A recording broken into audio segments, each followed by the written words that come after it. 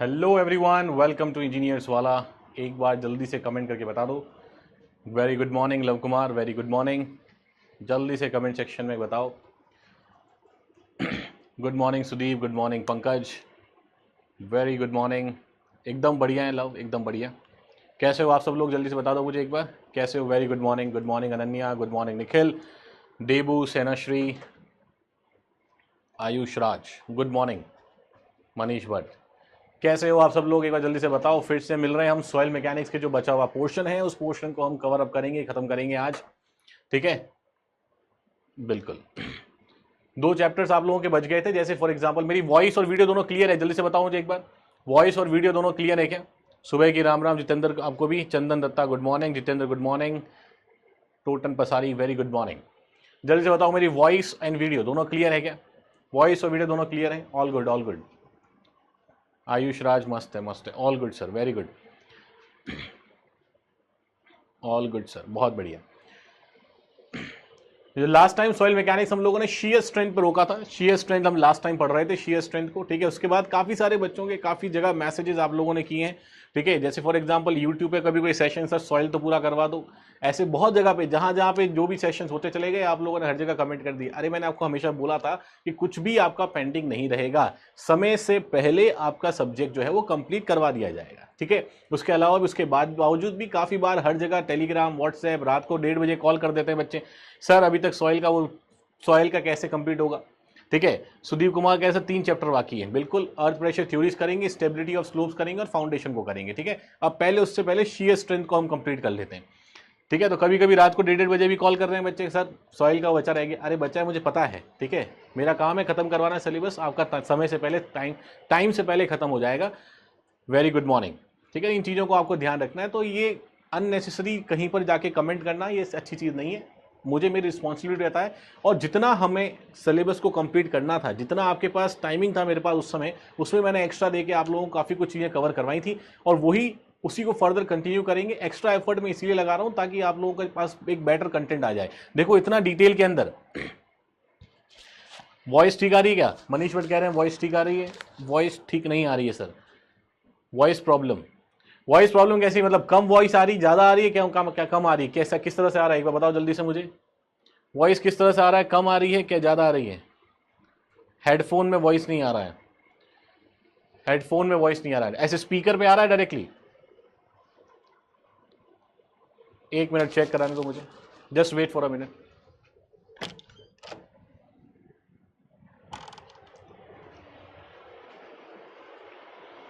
राहुल कह रहे हैं वॉइस ओके है, ऑल ओके। आयुष कह रहे हैं all okay, all set, all set, all set. चलो ठीक है। आई थिंक वॉइस की थोड़ी प्रॉब्लम है, तो एक बार देख लेते हैं इसको। वॉइस देखो, चेक कर लो एक बार, वॉइस क्लियर है? वॉइस तो क्लियर है, देखो यहाँ से कम आ रही है। अरे तो वॉल्यूम बढ़ा दो यार, डोंट वरी, वॉल्यूम वगैरह इंक्रीज कर दो थोड़ा सा। ऑल क्लियर, ऑल क्लियर, चलो ठीक है, ऑल क्लियर है। तो आज शुरू कर। लास्ट क्लास के अंदर में share strength of the soil वहां पर रोका था, शेयर स्ट्रेंथ ऑफ सॉइल को हम पढ़ रहे थे, ठीक है। हाँ बिल्कुल, चलो ओके। तो इस शेयर स्ट्रेंथ ऑफ सॉइल को पढ़ रहे थे, उसी को कंटिन्यू करेंगे। लास्ट क्लास के अंदर थोड़ा सा मैं एक ओवरव्यू दे देता हूं आपको, थोड़ा सा एक ओवरव्यू देता हूं। थोड़ा पेशेंस रखना सीखो, देखो लाइफ के अंदर, ठीक है। सब चीजें हो जाएंगी, सब चीजें कंप्लीट होंगी, सारा सिलेबस आपका कंप्लीट होगा। आपको बेस्ट कंटेंट देना था। अशोका बैच है, आप सबसे पहले हमारे बैच में थे, तो सबसे पहले बैच को हमने कोशिश करी थी कि बहुत बेटर वे में कंटेंट प्रोवाइड करा जाए, इसीलिए टाइम जो है वो लगभग हर सब्जेक्ट में कम रह गया आप लोगों के लिए, ठीक है। तो वो शेड्यूलिंग कुछ इस तरह से हुई थी, लेकिन उसमें भी एक्स्ट्रा करवा के काफी चीजें आप लोग प्रोवाइड करी गई हैं। अब आपको पता है कि कितना काम आ रहा होगा आप लोगों के लिए, क्यों? क्योंकि सीबीटी 2 पैटर्न आ गया है एसएससी जेई के अंदर। तो जो जितना डिटेल में, जिस बच्चे ने जहां पर जिस सब्जेक्ट में जितना डिटेल में पढ़ा होगा, वो सीबीटी 2 में तो बहुत आराम से बढ़िया तरीके से चीजों को सॉल्व करेगा। आज की क्लास हमारी 2 घंटे की रहेगी, 8 से 10। उसके बाद जैसे डेली रेगुलर बेसिस पर जैसे जैसे टाइमिंग शेड्यूल मिलता जाएगा आपको अपडेट कर दिया जाएगा, और कंटिन्यू करके हम सॉइल मैकेनिक्स को खत्म कर देंगे। 7-8 दिन या 9 दिन लगेंगे मुझे लगता है, जहां तक 9 लेक्चर्स और है, उन 9 लेक्चर्स के अंदर लगभग पूरा सॉइल मैकेनिक्स आप लोगों का खत्म कर देंगे बढ़िया तरीके से, ठीक है। डिटेल कुछ भी छोड़ेंगे नहीं, डिटेलिंग के लिए मैं ज्यादा फोकस रखता हूं, ताकि सीबीटी 1 के साथ साथ सीबीटी 2 वाले जो क्वेश्चन हैं वहां पर ऑब्वियसली थोड़े टफ क्वेश्चन आपको देखने देखने को मिलेंगे, तो वो टफ क्वेश्चन भी वहां बहुत आसानी तरीके से सॉल्व कर पाओ। इससे डिटेल होना बहुत इंपॉर्टेंट है। ठीक है, करते हैं शुरू बढ़िया तरीके से। आज देखो, सबसे पहले हमने share strength of soil, share strength of soil के बारे में हम लोग पढ़ रहे थे कि काफी सारी शेयर स्ट्रेंथ के बारे में पढ़ा। दो तरह की शेयर स्ट्रेंथ हम लोगों ने देखी थी, जैसे अनड्रेन्ड शेयर स्ट्रेंथ और ड्रेन्ड शेयर स्ट्रेंथ। ठीक है, आई थिंक कुछ चीजें आप लोगों को याद होंगी। नेक्स्ट क्लास में जब भी आओगे आपको पुरानी चीजों को रिवाइज करके आना है, इस चीज को हमेशा ध्यान रखना। ठीक है, तो दो तरह की चीजें हमें पता है सर, एक तो होती है हमारे पास अनड्रेन्ड शेयर स्ट्रेंथ और एक होती है ड्रेन्ड शेयर स्ट्रेंथ। दो तरह की चीजें होती हैं, उन दोनों के बेसिस पर ही हमने अलग तरह के टेस्ट के बारे में बातचीत करी थी। जैसे एक तो डायरेक्ट शेयर टेस्ट के बारे में बातचीत करी थी, तो डायरेक्ट शेयर टेस्ट उसी को लास्ट क्लास में हमने डिटेल में पढ़ा था, और ट्रायएक्सियल टेस्ट को भी हमने बहुत बढ़िया तरीके डिटेल में पढ़ा था। ठीक है, उन चीजों को एक बार रिवाइज कर लेना जरूर, अगर आप लोगों ने रिवाइज नहीं किया हो तो एक लेक्चर पीछे वाला 1-2 घंटे का जो पोर्शन है वो जरूर देख लेना, सब चीजें रिकॉल हो जाएंगी आप लोगों को। ठीक है, तो लास्ट क्लास के अंदर मैंने डायरेक्ट शेयर टेस्ट की बात करी थी और ट्रायएक्सियल टेस्ट की बात करी थी। अच्छा, डायरेक्ट शेयर टेस्ट में मैंने आपको बताया था कि डायरेक्ट शेयर टेस्ट को शेयर बॉक्स टेस्ट भी बोला जाता है। क्या बोला जाता है? ठीक है, शेयर बॉक्स टेस्ट भी उसको बोला जाता है। तो डायरेक्ट शेयर टेस्ट को शेयर बॉक्स टेस्ट बोला जाता है। इसके अंदर कुछ डिसएडवांटेजेस थे आपके पास। क्या डिसएडवांटेजेस थे? कि जो भी आप लोडिंग लगाते हो तो वहां पर फेलियर प्लेन आपके पहले से ही प्री डिटरमाइंड फेलियर प्लेन था। मतलब फेलियर प्लेन हमेशा ही आपको हॉरिजॉन्टल देखने को मिलता था वहां पर।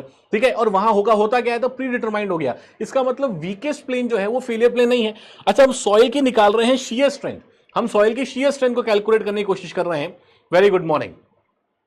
ठीक है, सॉइल की शेयर स्ट्रेंथ को कैलकुलेट करने की कोशिश करें, मतलब सॉइल की अपरूपण क्षमता को। अगर कोई भी सॉइल का ब्लॉक आपके पास इस तरह से है और उसके ऊपर अगर आप शेयर फोर्सेस लग रहे हैं इस तरीके से, तो जो वीकेस्ट प्लेन आपके पास होगा उसके अबाउट क्या हो जाएगा, उसके अबाउट सॉइल शेयर कर जाएगी। तो ये शेयर स्ट्रेंथ जो होती है सॉइल की हम चेक कर रहे हैं। मैंने आपको ये भी बताया था लास्ट क्लास के अंदर कि shear strength is the main strength जो सॉइल की आपको देखने को मिलती है। मतलब सॉइल हमेशा शेयर में ही फेल करती है। ठीक है, सॉइल ऑलवेज फेल्स इन शेयर ओनली। तो शेयर ही आपके पास एक क्रिटिकल चीज, आपके पास क्रिटिकल स्ट्रेंथ होती है जो हमेशा कैलकुलेट हमें करनी पड़ती है। अब एक बार ओके, नो ड्रेनेज कंट्रोल, बिल्कुल सीधे हर्षितमन बिल्कुल करेक्ट कह रहे हैं कि हम डायरेक्ट शेयर टेस्ट के अंदर हमारे पास किसी तरह का ड्रेनेज कंट्रोल नहीं रहता, वहां पर पोर वाटर प्रेशर कैलकुलेशन नहीं कर सकते। ये सब डिसएडवांटेजेस डायरेक्ट शेयर टेस्ट के थे जो हमने लिखे थे। एडवांटेजेस क्या थे उसके कि इजी है, सिंपल है, सैंपल प्रिपरेशन आसान है, इनएक्सपेंसिव है, मतलब ज्यादा महंगा नहीं पड़ता है। तो ये सब चीजें इसके एडवांटेजेस थे, और डिसएडवांटेजेस मैंने आपको बता दिए कि वो सारे प्लेन में आपके पास थे। उसके अलावा इसका हमने मोर सर्कल वगैरह भी बनाया था। तो यहां पर देखते हैं, देखो शेयर स्ट्रेंथ ऑफ सॉइल के बारे में पहले से एक छोटा सा रिविजन कर लेंगे पहले, उसके बाद शेयर स्ट्रेंथ सॉइल को कंटिन्यू करेंगे।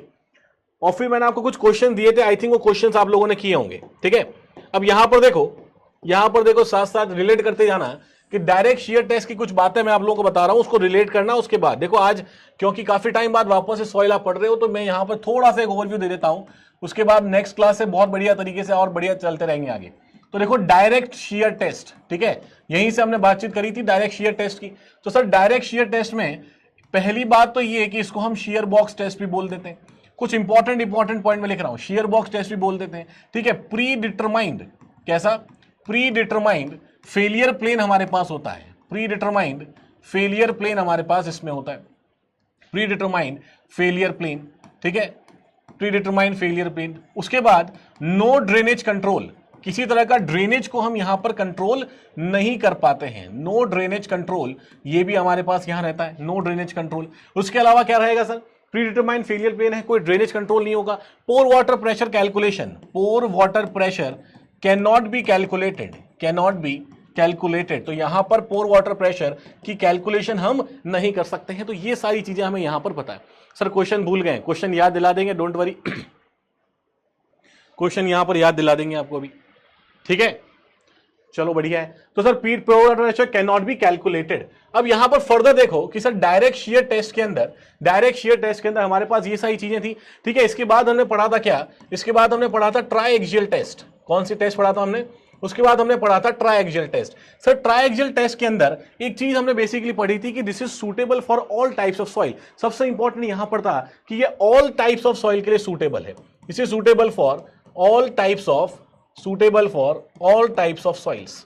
This is suitable for all types of soil. Triaxial test में हमेशा हमारे पास पोर वाटर प्रेशर कैलकुलेशन का भी बना रहता है, मतलब वहां की कैलकुलेशन भी कर सकते हैं, ड्रेनेज को हम कंट्रोल कर सकते हैं, ठीक है, ड्रेनेज को भी हम कंट्रोल कर सकते हैं, तो बहुत सारी चीजें हम वहां पर कंट्रोल कर सकते हैं। मतलब हर तरह की सॉइल्स के लिए ट्राइएक्सियल टेस्ट परफॉर्म हो जाएगा, हर तरह की कंडीशंस के लिए ट्राइएक्सियल टेस्ट को आप परफॉर्म कर सकते हो। तो ये बेसिकली ट्राइएक्सियल और डायरेक्ट शियर टेस्ट के बारे में बताया था मैंने आप लोगों को। सिमिलरली अगर डायरेक्ट शियर टेस्ट के अंदर बात करोगे तो सर यहां पर हमारे पास ये नॉर्मल स्ट्रेस और शियर स्ट्रेस, अगर मोर सर्कल हम बनाते हैं, मोर सर्कल मुझे लगता है आप लोगों को याद होगा कि मोर सर्कल के बारे में हमने क्या बातचीत करी थी, कि जहां पर नॉर्मल स्ट्रेस और शियर स्ट्रेस, क्या नॉर्मल स्ट्रेस और शियर स्ट्रेस का एक लोकस, एक पाथ बनता है। अगर इन दोनों पॉइंट्स को हम अलग अलग जगह पर देखते चल, किसी सॉइल में लोडिंग कंडीशन पर नॉर्मल और शियर स्ट्रेस को अगर लोकस बनाए, उसका पाथ बनाए, तो एक मोर सर्कल आपके पास बनता है। ये आपने 100 में ही पढ़ा है और यहां पर भी हम लोगों ने पढ़ा था। तो यहां देखो, अगर यह है मेजर प्रिंसिपल स्ट्रेस, ये है माइनर प्रिंसिपल स्ट्रेस, तो यहां आपके पास एक मोर सर्कल बनेगा इस तरीके से। क्लियर है?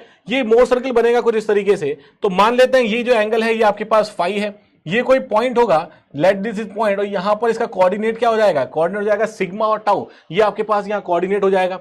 यहां पर देखो, अगर इसको इससे कनेक्ट करोगे इस तरीके से, इसको इससे कनेक्ट करोगे इस तरीके से, तो सर यहां पर जो सेंटर पॉइंट हमारे पास आता है, ये भी हमें पता है कि सिग्मा 1 प्लस सिग्मा 3/2, ये सेंटर पॉइंट यहां पर हो जाएगा सिग्मा 1 प्लस सिग्मा 3/2। तो यहां से हमने क्या किया था, यहां से हमने tan फाई और sin फाई निकाल लिया था, और वो हमारे कैलकुलेशन में काफी काम आता है। तो सर यहां पर देखोगे तो सबसे पहले अगर मैं tan फाई की बात करता हूं, यहां पर tan फाई की बात करता हूं, तो परपेंडिकुलर अपॉन बेस हो जाएगा आपके पास।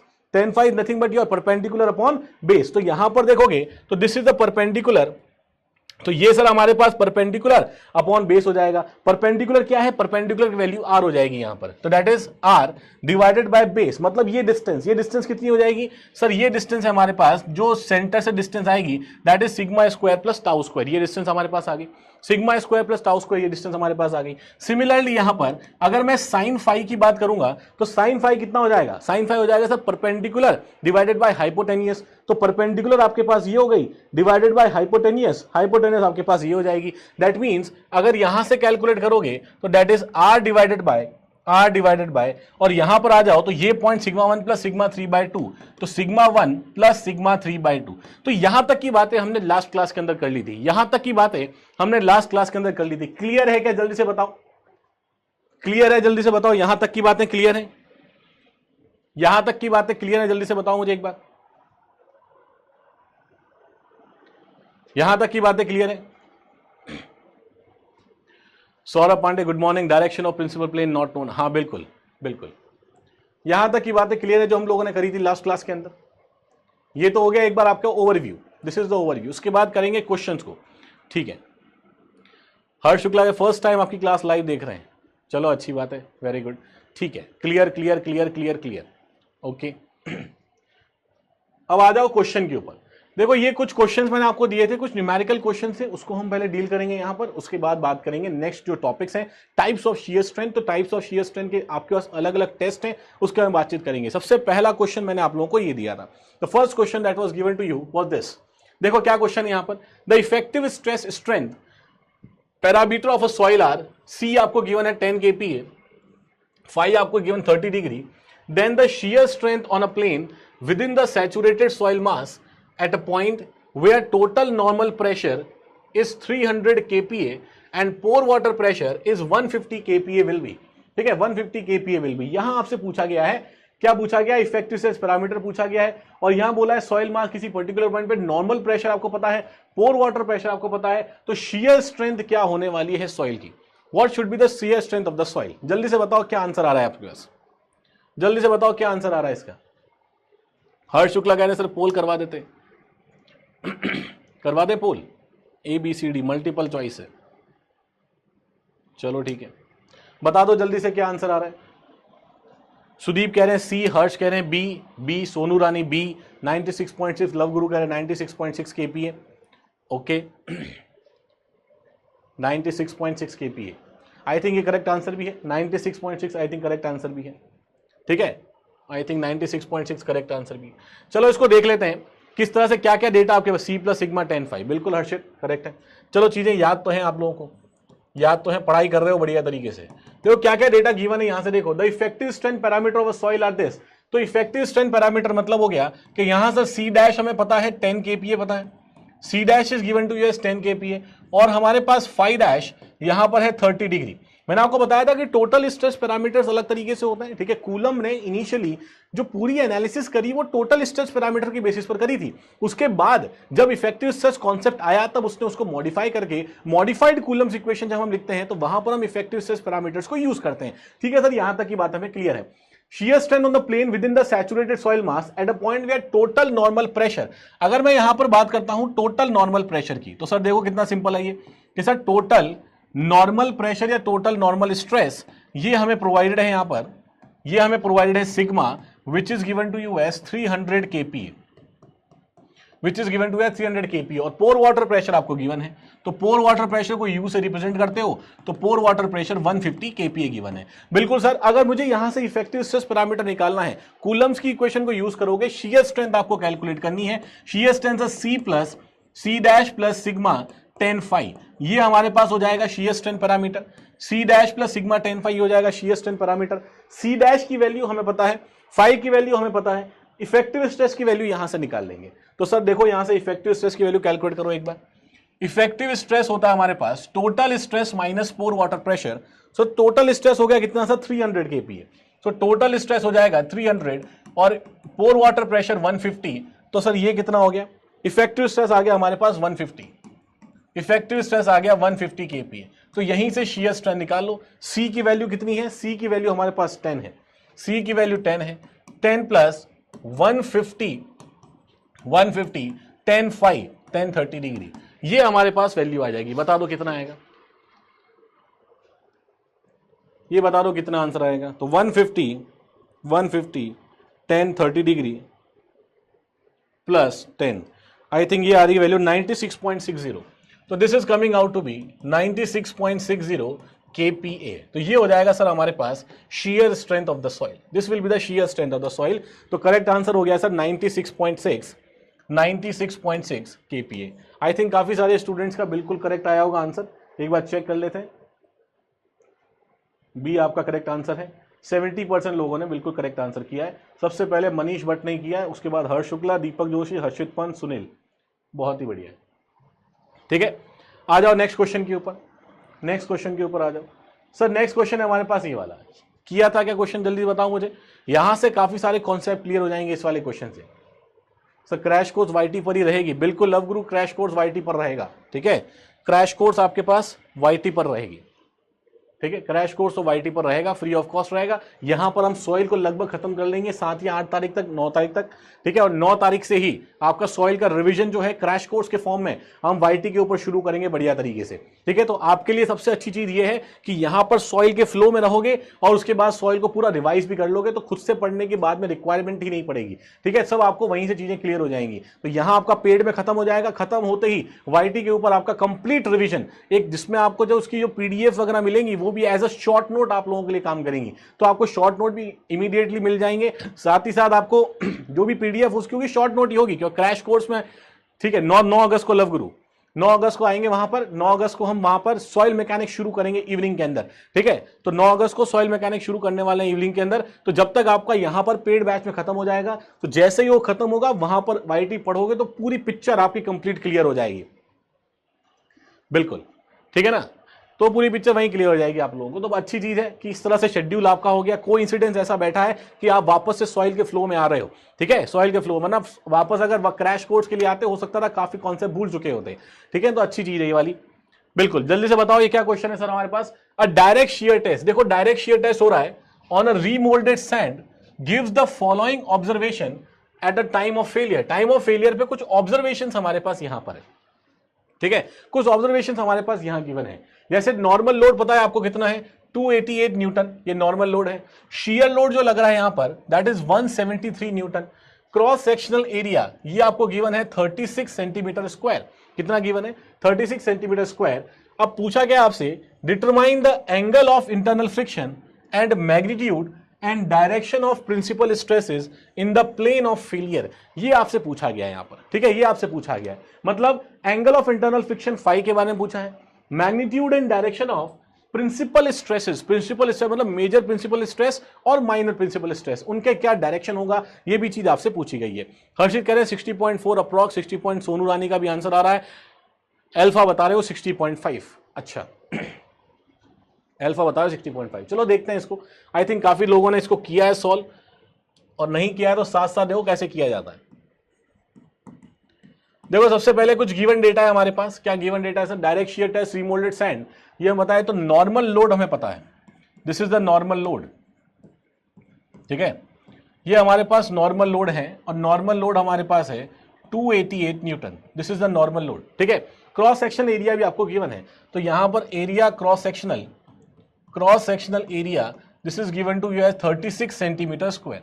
तो सर यहां पर क्रॉस सेक्शन एरिया प्रोवाइडेड है, नॉर्मल लोड प्रोवाइडेड है, क्या निकाल लोगे? नॉर्मल स्ट्रेस निकाल लोगे यहां से। तो यहां से सर जो नॉर्मल स्ट्रेस आएगा दैट इज सिग्मा, वो हमारे पास बेसिकली आ जाएगा, ये हमें पता है, this basically will be normal load divided by the area, normal load divided by the area. Connect कर पा रहे हो चीजों को? तो नॉर्मल लोड है सर हमारे पास 288 न्यूटन, और यहां पर देखो क्रॉस सेक्शन एरिया है 36 centimetre square. That means sir देखो कितना आ रहा है, 288 डिवाइडेड बाय 36, तो मतलब हो गया 8। तो सर यहां पर यह आ गया 8 न्यूटन पर सेंटीमीटर स्क्वायर, ठीक है। यूनिट्स का ध्यान रखेंगे, 8 न्यूटन पर सेंटीमीटर स्क्वायर, इतना आपके पास नॉर्मल लोड आ रहा है, ठीक है सर, यहां तक क्लियर है। सिमिलरली अगर यहां पर आप शियर लोड देखोगे तो आपको शियर लोड प्रोवाइडेड है, शियर लोड प्रोवाइडेड है कितना? शियर लोड है 173, तो शियर लोड हमारे पास है 173 न्यूटन, और यहां पर 36 सेंटीमीटर स्क्वायर, ठीक है। इतना क्रॉस सेक्शन एरिया प्रोवाइडेड है। दैट मींस अगर इसको देखोगे 173 डिवाइडेड बाय 36, तो सर ये आ जाएगा 4.805 न्यूटन पर सेंटीमीटर स्क्वायर, ठीक है। इतना हमारे पास आ गया सर शियर लोड, मतलब शियर स्ट्रेस हमारे पास इतना आ जाएगा, शियर स्ट्रेस हमारे पास इतना आ जाएगा। तो shear load divided by area, इसको लिख दो सर यहां पे शियर स्ट्रेस, इतना आ जाएगा हमारे पास शियर स्ट्रेस, ठीक है। अब हमें क्या पता है सर? अब हमें पता है हमें फाई की वैल्यू को कैलकुलेट करना है। अगर आप फाई की वैल्यू कैलकुलेट करोगे तो हमें यहां पर पता है कि सर 10 फाई जो होता है that is basically tau by sigma. क्या 10 फाई हमारे पास कितना आता है? Tau by sigma. टाउ का मतलब हो जाएगा यहां पर दैट इज 4.805, और सिग्मा है 8, तो ये हमारे पास हो जाएगी 10 फाई की वैल्यू। तो सर फाई हो जाएगा मेरे पास 10 इनवर्स 4.805 डिवाइडेड बाय 8, ये वैल्यू हमारे पास हो जाएगी। करके देखो इसको कितना आ रहा है, करके देखो कितना आ रहा है। तो यहां 30.99 डिग्री, तो फाई की वैल्यू आ रही सर 30.99 डिग्री। सब लोगों का फाई आ रहा था 60 कुछ आ रहा था, 30.99। नंदलाल बिल्कुल करेक्ट कह रहे हो, बिल्कुल करेक्ट कह रहे हो, ठीक है। तो 30.99 डिग्री ये हमारे पास हो गया। अब इस 30.99 को आप और कैसे लिख सकते हो? अगर इस 30.99 को आप डिग्री में भी लिखोगे तो सर इसको हम कन्वर्ट करके लिख सकते हैं इस तरीके से कि सर 30 डिग्री 59 मिनट और 34.81 सेकेंड, ठीक है। इसको इस तरह से लिख सकते हो। तो यहां हमारे पास आ जाएगा एंगल ऑफ इंटरनल रेजिस्टेंस। तो फाई की वैल्यू तो हमारे पास क्लियर है सर, फाई की वैल्यू इतनी आनी चाहिए, ठीक है। अब आगे देखो फर्दर क्या है। अब आगे मुझे फर्दर प्रिंसिपल स्ट्रेसेस निकालने हैं। क्या निकालना है? मुझे निकालना है मैग्नीट्यूड और डायरेक्शन ऑफ प्रिंसिपल स्ट्रेस। इसका मतलब ये हो जाएगा कि अगर मैं यहां पर लिखता हूं साइन फाई, तो साइन फाई मेरे पास होगा r divided by sigma 1 plus sigma 3 by 2। इतना हो जाएगा क्या? r by sigma 1 plus sigma 3 by 2। अभी मैंने बताया था, रिवाइज करवाया था, क्लियर है? अभी रिवाइज करवाया था इसको कि साइन फाई कैसे लिख सकते हो यहां पर। तो sine phi perpendicular divided by what? Divided by your hypotenuse, मतलब r divided by sigma 1 plus sigma 3 by 2, clear है। अच्छा फाई की वैल्यू सर पता चल गई है, फाई की वैल्यू सर अब पता चल गई है कि 30.99 डिग्री, ये हमारे पास फाई की वैल्यू हो गई। आर की वैल्यू मुझे निकालनी है, और सिग्मा 1 और सिग्मा 3 की वैल्यू भी हमें कैलकुलेट करनी। इसका मतलब हो गया कि सर पहले तो आप क्या करो, पहले आर की वैल्यू निकाल लो, पहले सर आर की वैल्यू निकाल लो। आर की वैल्यू निकालने के लिए हमें क्या चाहिएगा? आर की वैल्यू निकालने के लिए हमें चाहिएगा सर देखो 10 फाई।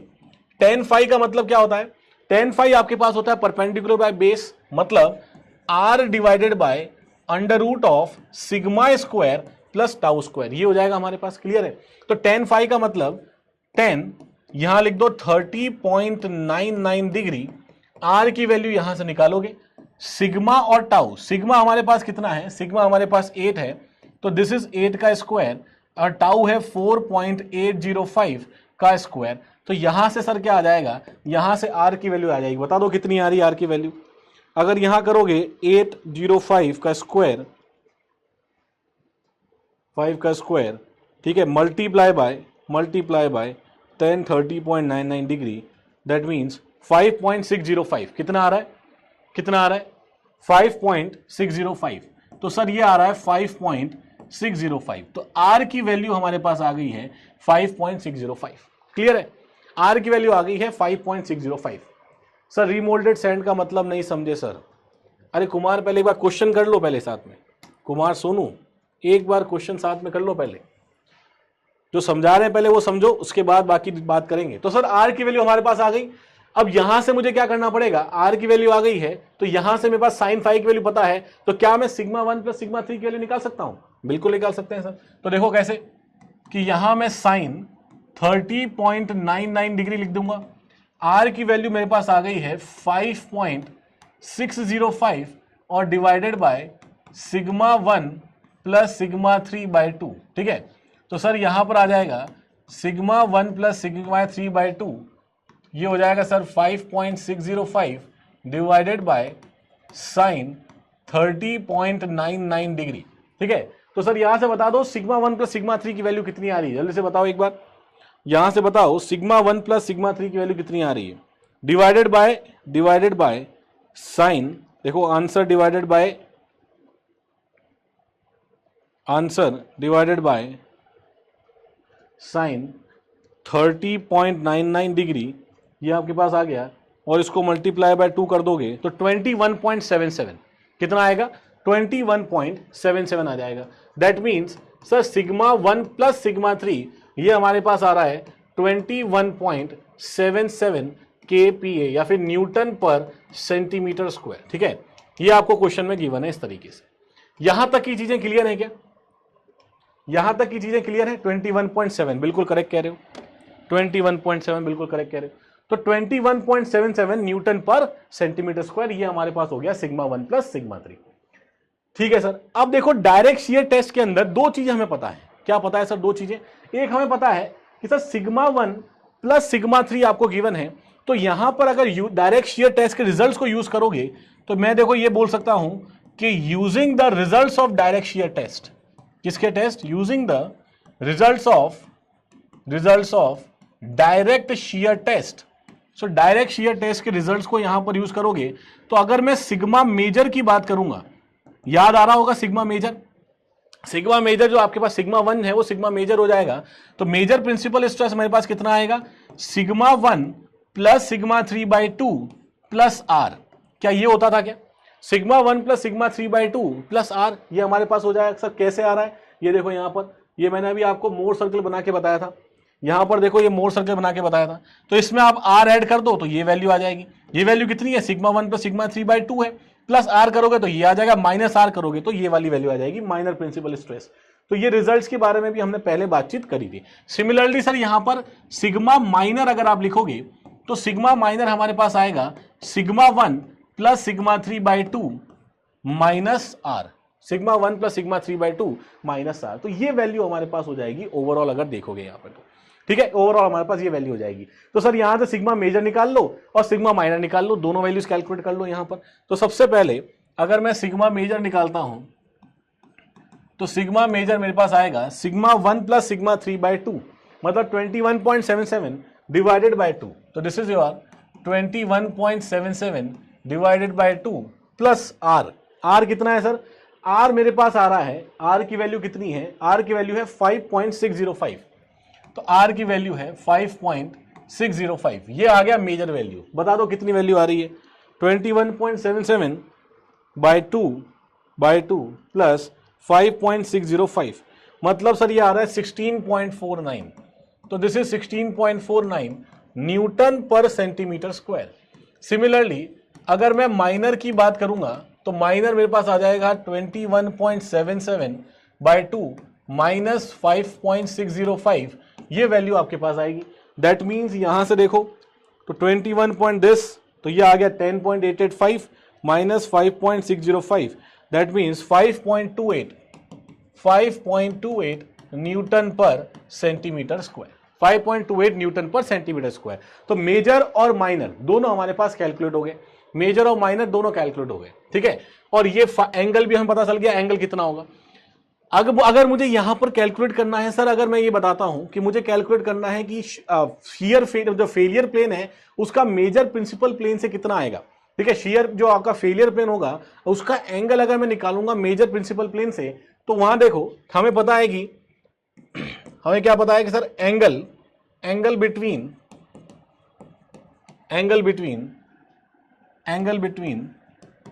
फेलियर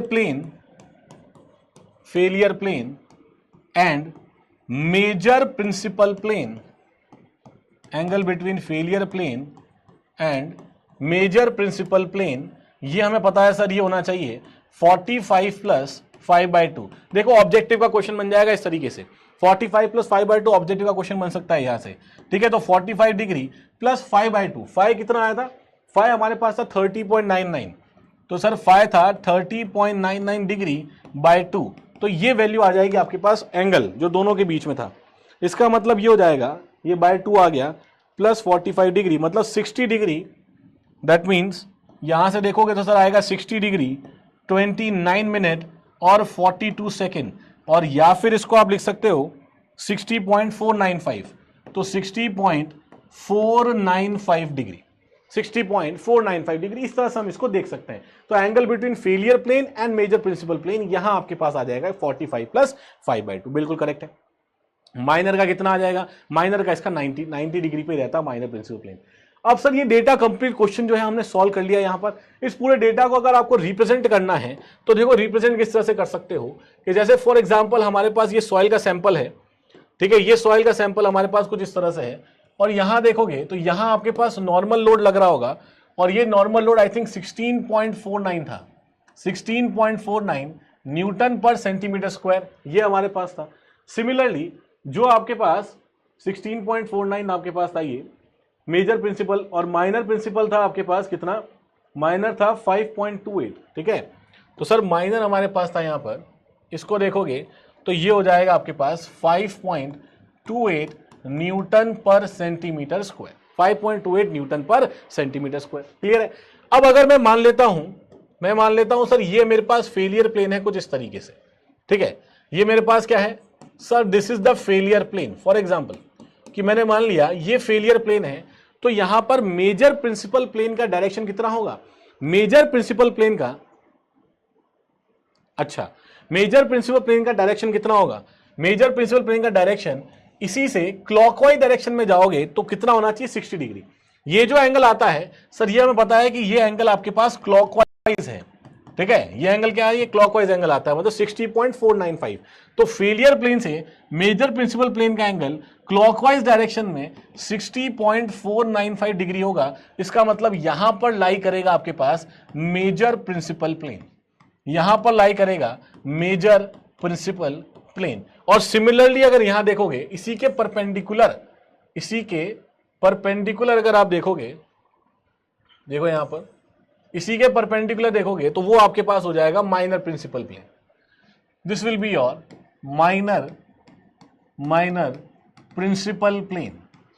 तो this is your minor principal plane, this is your minor principal plane. Clear है यहां तक की बात है, पूरा क्वेश्चन क्लियर है, समझ में आएगा, जल्दी से बताओ एक बार। यहां से पूरे कॉन्सेप्ट पुराने याद आ गए, डायरेक्ट शियर टेस्ट वाले पुराने कॉन्सेप्ट सारे याद आ गए क्या, जल्दी से बताऊं एक बार, पुराने कॉन्सेप्ट सारे याद आ गए।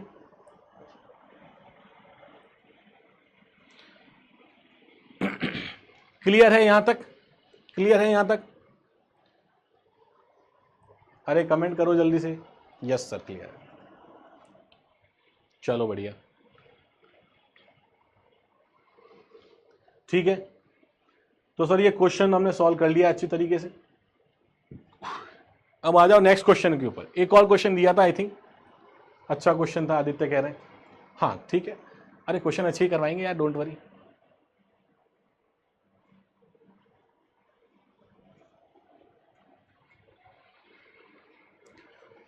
कोई बात नहीं गणेश, कोई बात नहीं, practice makes a man perfect, धीरे धीरे प्रैक्टिस करते जाओ, ये क्वेश्चंस आसान लगने लगेंगे, है ना। सर आज से रिज्यूम हुई या कल ही करा था आपने, आज से ही रिज्यूम हुई है, आज से रिज्यूम हुई है। ठीक है, बता दो जल्दी से क्या आंसर आ रहा है इसका, जल्दी से बताओ इसका क्या आंसर आ रहा है।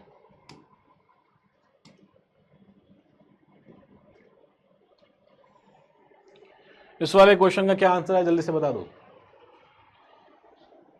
What is the correct answer for this question?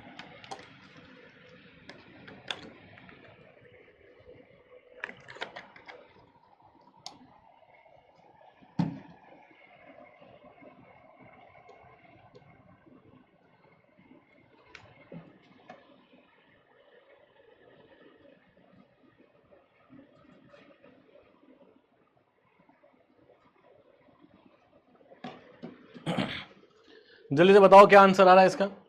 Nandlal कह रहे हैं ए, नहीं कर पाए क्वेश्चन को। याद आ रहा है क्वेश्चन कैसे करना है, याद आ रहा है, जल्दी बताओ एक बार। सोनू रानी कह रही है ए आंसर आया। अच्छा चलो ठीक है, देखते हैं क्या है क्वेश्चन, क्वेश्चन को देखते हैं। कॉन्सेप्ट देखो यहां से भी क्लियर हो जाएंगे। क्वेश्चन गिवन है the shear box test was perform to give the following results for a cohesive soil. ठीक है, तो किसी कोहेसिव सॉइल के लिए बात करें तो शेयर बॉक्स टेस्ट की हम बात कर रहे हैं। तो shear box test perform for a given result for a cohesive soil के लिए टेस्ट आपको पता है। तो यहां पर हमें पता है कि नॉर्मल स्ट्रेस और शेयर स्ट्रेस एट फेलियर। देखो फेलियर कंडीशंस की बात हो रही है, क्वेश्चन को समझने की कोशिश करना है यहां पर कि जब हम फेलियर कंडीशंस की बात कर रहे हैं तो नॉर्मल या shear stress eight failure condition की बात करेंगे तो बेसिकली इन दोनों को यूज करके जो स्ट्रेंथ आप निकाल रहे होगे वो बेसिकली आपके पास shear strength of the soil आ जाएगी। ठीक है, शेयर स्ट्रेंथ ऑफ सॉइल मतलब एट द फेलियर पे हम बात कर रहे होते हैं। मोर फेलियर एनवेलप वगैरह मैंने आपको बताए थे, वो इक्वेशंस वगैरह डिराइव करी थी हमने डिटेल के अंदर। ठीक है, उसको भी थोड़ा रिवाइज करके आना ताकि और बेटर वे में कनेक्ट कर पाओगे। तो यहां पर बेसिकली अगर फेलियर की बात कर रहा है इसका मतलब है कि ये जो नॉर्मल स्ट्रेस है वो भी फेलियर पर है, ये आपका शेयर स्ट्रेस जो लग रहा है वो भी फेलियर पर है, मतलब ओवरऑल सॉइल जो है आपके पास फेलियर कंडीशन के ऊपर है। तो यहां पर जो सॉइल इतनी स्ट्रेंथ को हैंडल कर पाएगी वो आपके पास क्या हो जाएगा, वो आपके पास हो जाएगा share strength of the soil. तो आ जाओ यहां से, सबसे पहले नॉर्मल स्ट्रेस, दो सैंपल हमें पता है, एक सैंपल ये 1 गिवन है, दूसरा सैंपल ये 2 गिवन है, दो तरह के सैंपल हमें पता है। तो पहला सैंपल जो है उसका नॉर्मल स्ट्रेस आपको पता है दैट इज 150। ठीक है, और दूसरा यहां पर सैंपल है उसका नॉर्मल स्ट्रेस 250 यहां पर है। शेयर स्ट्रेस की बात करोगे तो 110 और यहां पर शेयर स्ट्रेस 120। पूछा गया है सर वैल्यू ऑफ सी और फाई हमें पूछा गया है, वैल्यू ऑफ सी और फाई हमें पूछा गया। क्लियर है, एक चीज हमेशा ध्यान रखना, यहां कहीं पर भी पोर वाटर प्रेशर्स की बात नहीं करी गई है। इसका मतलब मैं ये कह सकता हूं कि यहां पर आपके पास टोटल स्ट्रेस पैरामीटर्स के रिलेटेड ही बातचीत करी गई है। तो ज्यादा बातचीत किसके रिलेटेड हुई है, टोटल स्ट्रेस पैरामीटर से रिलेटेड आपके पास बातचीत हुई है। तो आ जाओ इसके ऊपर। सबसे पहले फॉर एग्जांपल अगर मैं बोलता हूं सर सैंपल मेरे पास ये है और सैंपल 1 की बात कर रहा हूं, तो सैंपल 1 पे जो नॉर्मल स्ट्रेस हमारे पास आ रहा है वो नॉर्मल स्ट्रेस आपको गिवन है 150। सर नॉर्मल स्ट्रेस हमारे पास गिवन है 150 किलो न्यूटन पर मीटर स्क्वायर, किलो न्यूटन पर मीटर स्क्वायर। सिमिलरली यहां पर जो शेयर स्ट्रेस एट फेलियर है वो आपको गिवन है 110। तो shear stress eight failure 110 kilo Newton पर मीटर स्क्वायर पता है। सिमिलरली सर यहां आ जाओ तो मेरे पास ये सैंपल 2 हो जाएगा और सैंपल 2 के अंदर यहां इसको 1 और 2 लिख देते हैं। ठीक है, तो यहां सर 1 कर दो, यहां भी 1 लिख दो इसको, और यहां पर इसको 2 लिख देता हूं। तो ये 2 हो जाएगा शेयर, नॉर्मल स्ट्रेस और शेयर स्ट्रेस। तो नॉर्मल यहां पे गिवन है 250 और ये हो जाएगा 120, लिख देते हैं इसको। तो दिस इज 250 किलो न्यूटन और ये 120 किलो न्यूटन पर मीटर स्क्वायर, 120 किलो न्यूटन पर मीटर स्क्वायर। ठीक है, दो सैंपल हमारे पास गिवन है। सी और फाई कैलकुलेट करना है, क्या करना है सर, सी और फाई। अब यहां पर ये पता है कि हमें सी और फाई जो है वो टोटल स्ट्रेस पैरामीटर्स ही हैं, और फेलियर की बात करी तो मैंने बताया था शेयर स्ट्रेंथ की बात हो जाती है। ठीक है, तो यहां पर देखोगे तो यहां पर हमारे पास क्या हो जाएगा कि यहां पर बेसिकली शेयर स्ट्रेंथ है that is C plus sigma 10 phi, C plus sigma 10 phi. इसका मतलब ये जो आपको शेयर स्ट्रेस यहां प्रोवाइडेड है, अगर शेयर स्ट्रेस फेलियर पे प्रोवाइडेड है तो वो एक्ट करती है as a shear strength of the soil, that is the shear strength of the soil. मतलब इससे ऊपर इसके ऊपर शेयर फोर्स नहीं लगा सकते, शेयर स्ट्रेस इससे ज्यादा ये सहन नहीं कर सकती है। तो सर सबसे पहले बात करो यहां पर कि यहां पर टाउ 1 आ जाएगा, ये सिग्मा 1 आ जाएगा। अच्छा सी और फाई चेंज होंगे क्या, सी और फाई चेंज होंगे क्या सॉइल के, जल्दी से बताओ मुझे एक बार। देखो क्योंकि बोला क्या है, shear test box perform to give the following result for a cohesive soil. एक ही सैंपल हमने लिया है, सेम सैंपल हम लोगों ने लिया है, तो सेम सैंपल जो सॉइल का लिया है उसके ऊपर शीयर बॉक्स टेस्ट परफॉर्म किया है और वहां हम सी और फाई की वैल्यू निकाल रहे हैं। तो मुझे जल्दी से बताओ, क्या सी और फाई की वैल्यू चेंज होनी चाहिए? क्या सी और फाई की वैल्यू चेंज होनी चाहिए इस वाले केस के? नंदलाल कह रहे हैं चेंज नहीं होगा, हर्षित कह रहे हैं चेंज नहीं होगा, बिल्कुल करेक्ट है। तो ना सी चेंज होगा ना फाई चेंज होगा, ठीक है, क्योंकि सॉइल तो वही है ना जिसके ऊपर शीयर बॉक्स टेस्ट परफॉर्म कर रहे हो, तो दोनों आपके पास है। इसका मतलब यहां पर सर 110 यहां आप लिख सकते हो, सी तो वो का वो रहेगा, सिग्मा 1 आपके पास आ जाएगा 150 और ये हो जाएगा सर 10 फाई, ठीक है। पहली इक्वेशन तो हमारे पास ये हो जाएगी, first equation will be this is the first equation. Similarly यहां पर आ जाओ सेकंड इक्वेशन पर, तो सेकंड इक्वेशन सिग्मा 2 टाउ 2 बराबर सी प्लस सिग्मा 2 10 फाई, ठीक है। तो यहां सर हमारे पास आ जाएगा 120 सी प्लस सिग्मा 2 हो जाएगा 250 10 फाई, 250 10 फाई, ठीक है। तो दो इक्वेशन सर हमारे पास हो गई हैं, 1 और 2। अब क्या करना है, दो इक्वेशन है, दो वेरिएबल है, सिंपल सा क्वेश्चन है, सॉल्व कर देंगे जल्दी से। फाई 0 होगा अरे फाई 0 क्या होगा? प्योरली कोहेसिव कहां लिखा है कुमार सोनू, जल्दी बताओ, ये लिखा है क्या purely cohesive soil? Purely cohesive soil लिखा है क्या? नहीं लिखा है, तो फिर 0 कैसे हो जाएगा, ठीक है। अब यहां पर देखो, इक्वेशन 2 में से इक्वेशन 1 को माइनस करो, इक्वेशन 2 माइनस इक्वेशन 1, ये करके देखो। तो 2 में से 1 को माइनस करोगे तो सर यहां आ जाएगा 120 माइनस 110, और यहां पर देखो सी और सी तो कैंसिल आउट हो गए, तो सर यहां बन जाएगा मेरे पास 250 minus 150 multiply by 10 phi, multiply by 10 phi, ठीक है, मल्टीप्लाई बाय 10 फाई। हाँ, इक्वेशन माइनस कर देंगे, कर दो माइनस, कितना आ रहा है, 120 में से 110 गया तो 10 ये बन गया, दिस इज 10, तो 10 डिवाइडेड बाय ये आ जाएगा 100, तो ये हो जाएगा सर हमारे पास 10 फाई। इसका मतलब 10 फाई हो जाएगा आपके पास 0.1, तो 10 फाई हो गया sir 0.1, that means 10 phi is basically your 0.1। Sir 10 phi 0.1 है, तो यहां ऑप्शन दिख रहा है क्या, 10 फाई इज इक्वल टू 0.1, एक ही ऑप्शन आपके पास है 10 फाई इक्वल टू 0.1, लेकिन आगे भी इसको कैलकुलेट कर लेते हैं, सी की वैल्यू भी निकाल लेते हैं। तो सर 10 फाई की वैल्यू हमारे पास पॉइंट, कोई भी इक्वेशन पकड़ लो, सेकेंड इक्वेशन पकड़ लो फॉर एग्जाम्पल, तो यहां से फ्रॉम इक्वेशन 2, फ्रॉम इक्वेशन 2, ये सेकेंड इक्वेशन है, यहां से देख लो, सेकेंड इक्वेशन है सर हमारे पास 120 सी प्लस 250, तो ये है 120 equal to C plus 250 10 phi, और 10 फाई है 0.1, that means C plus 250 multiply by 0.1, that means ये हो जाएगा सर हमारे पास 25, तो सी हो जाएगा 120 माइनस 25, मतलब 95 किलो न्यूटन पर मीटर स्क्वायर, इतना हमारे पास आ जाएगा सी की वैल्यू। क्या यही आ रही है, क्या यही वैल्यू आ रही है, 95 किलो न्यूटन पर मीटर स्क्वायर। तो करेक्ट आंसर क्या हो गया यहां पर, करेक्ट आंसर हो गया ए आंसर, बिल्कुल करेक्ट आंसर 95, बिल्कुल करेक्ट है, that means A is the right answer. देखो सिर्फ 23% बच्चों ने करेक्ट किया है, ठीक है, तो मतलब है थोड़ा सा रिवीजन की देखो रिक्वायरमेंट है। सोनू का सबसे जल्दी आया, सोनू रानी का, नंदलाल कुमार, गणेश बहुत बढ़िया, सौरभ पांडे, हर्ष शुक्ला, सब लोगों ने बहुत बढ़िया किया। देखो सोनू ने फास्टेस्ट किया, यहां पर सोनू ने फास्टेस्ट किया, वेरी गुड, ठीक है। तो ये कुछ क्वेश्चंस थे हमारे पास न्यूमेरिकल, जो लास्ट क्लास से हमने उसके बाद हमने सॉल्व किए थे, ठीक है। ये सारे कॉन्सेप्ट जो प्रीवियस क्लासेस के थे, यहां तक कनेक्ट कर पा रहे हो, जल्दी से बताओ मुझे एक बार, कनेक्ट कर पा रहे हो पूरी चीजों को, शियर स्ट्रेंथ ऑफ सॉइल में कनेक्ट कर पा रहे हो? एक और क्वेश्चन है क्या, एक और क्वेश्चन होगा मुझे लगता है, ठीक है। एक और क्वेश्चन था आपके पास जो थ्योरेटिकल क्वेश्चन था, 3 न्यूमेरिकल दिए थे मैंने आपको और एक क्वेश्चन दिया था। सर एक ही तरफ से वॉइस आ रही है, प्लीज चेक सर। आदित्य कह रहे हैं कल रिवीजन, हाँ बिल्कुल रिवीजन तो करके आना पड़ेगा। देखो जब थोड़ा सा टाइम हो जाता है तो आपको रिवाइज करना पड़ेगा। गणेश, हाँ वॉइस क्लियर है गणेश, वॉइस क्लियर है ना, थोड़ा सा चेक करो अपने कनेक्शन वगैरह जो है, चेक करो वहां पे। ब्लूटूथ, अगर ब्लूटूथ हेडफोन्स हैं तो उसका स्पीड वो चेक करो कि चार्ज है या नहीं है, ठीक है। वॉइस एकदम क्लियर आ रही है, चलो बढ़िया है, ओके। अब देखो यहां पर एक और क्वेश्चन था हमारे पास, which of the following is not an advantage, कौन सा एडवांटेज नहीं है इनमें से, शियर बॉक्स टेस्ट कौन सा एडवांटेज नहीं है use for estimating the cohesion and friction angle? जल्दी से बताओ, जल्दी से बताओ एक बार।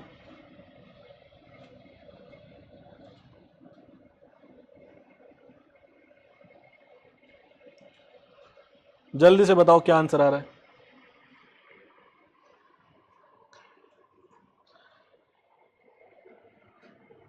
लव गुरु बताओ जल्दी से।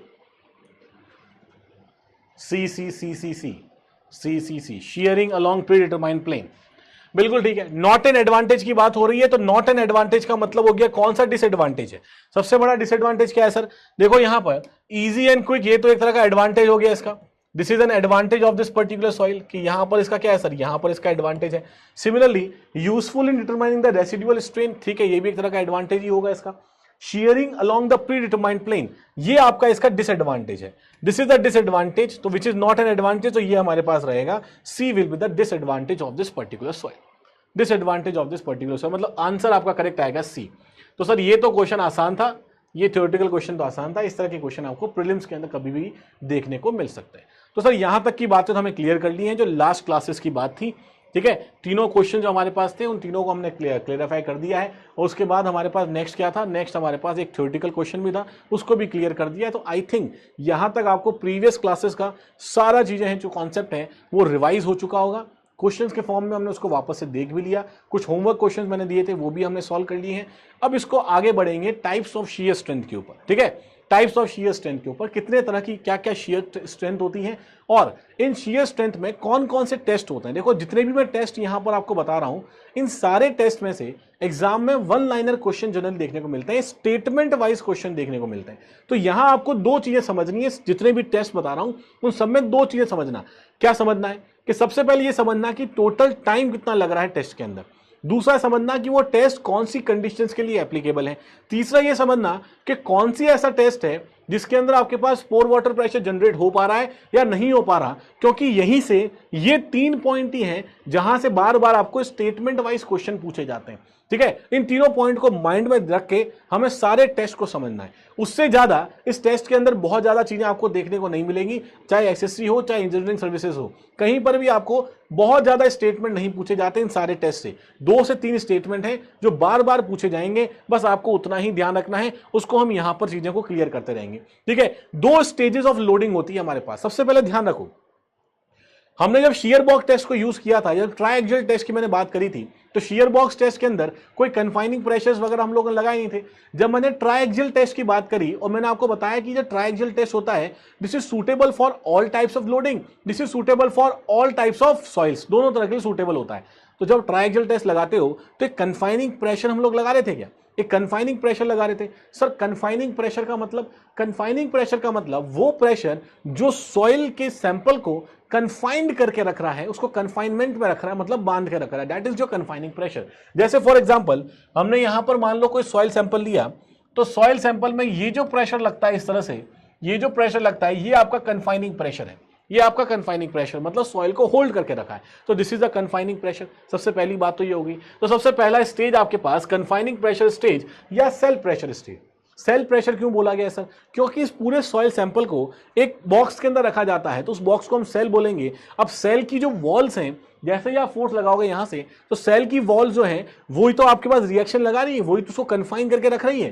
तो बिल्कुल सर सेल की वॉल जो है वो उसको कन्फाइन करके रख रही है। जैसे फॉर एग्जांपल इसको भी आप विजुलाइज कर सकते हो ऐसे कि मान लो कि इसके अंदर आपने सॉइल सैंपल डाला, अब सॉइल सैंपल ऐसे एक्सपैंड, कोई भी लोड लग रहा है वो इस तरह से मूव करने की कोशिश करेगा लिटरली, तो सॉइल ऐसे मूव करेगा तो ये वॉल क्या करेगी? वॉल इसके ऊपर कुछ इस तरह से लोड लगाएगी वापस से, इसको रिएक्ट करेगी, मतलब रिएक्शन फोर्स सॉइल जो वॉल का होगा वो कुछ इस तरह से होगा वापस सॉइल के ऊपर। तो ये एक तरह का कन्फाइनिंग प्रेशर है या सेल प्रेशर स्टेज इसको हम बोल सकते हैं, ठीक है। सबसे पहली बात तो ये होगी।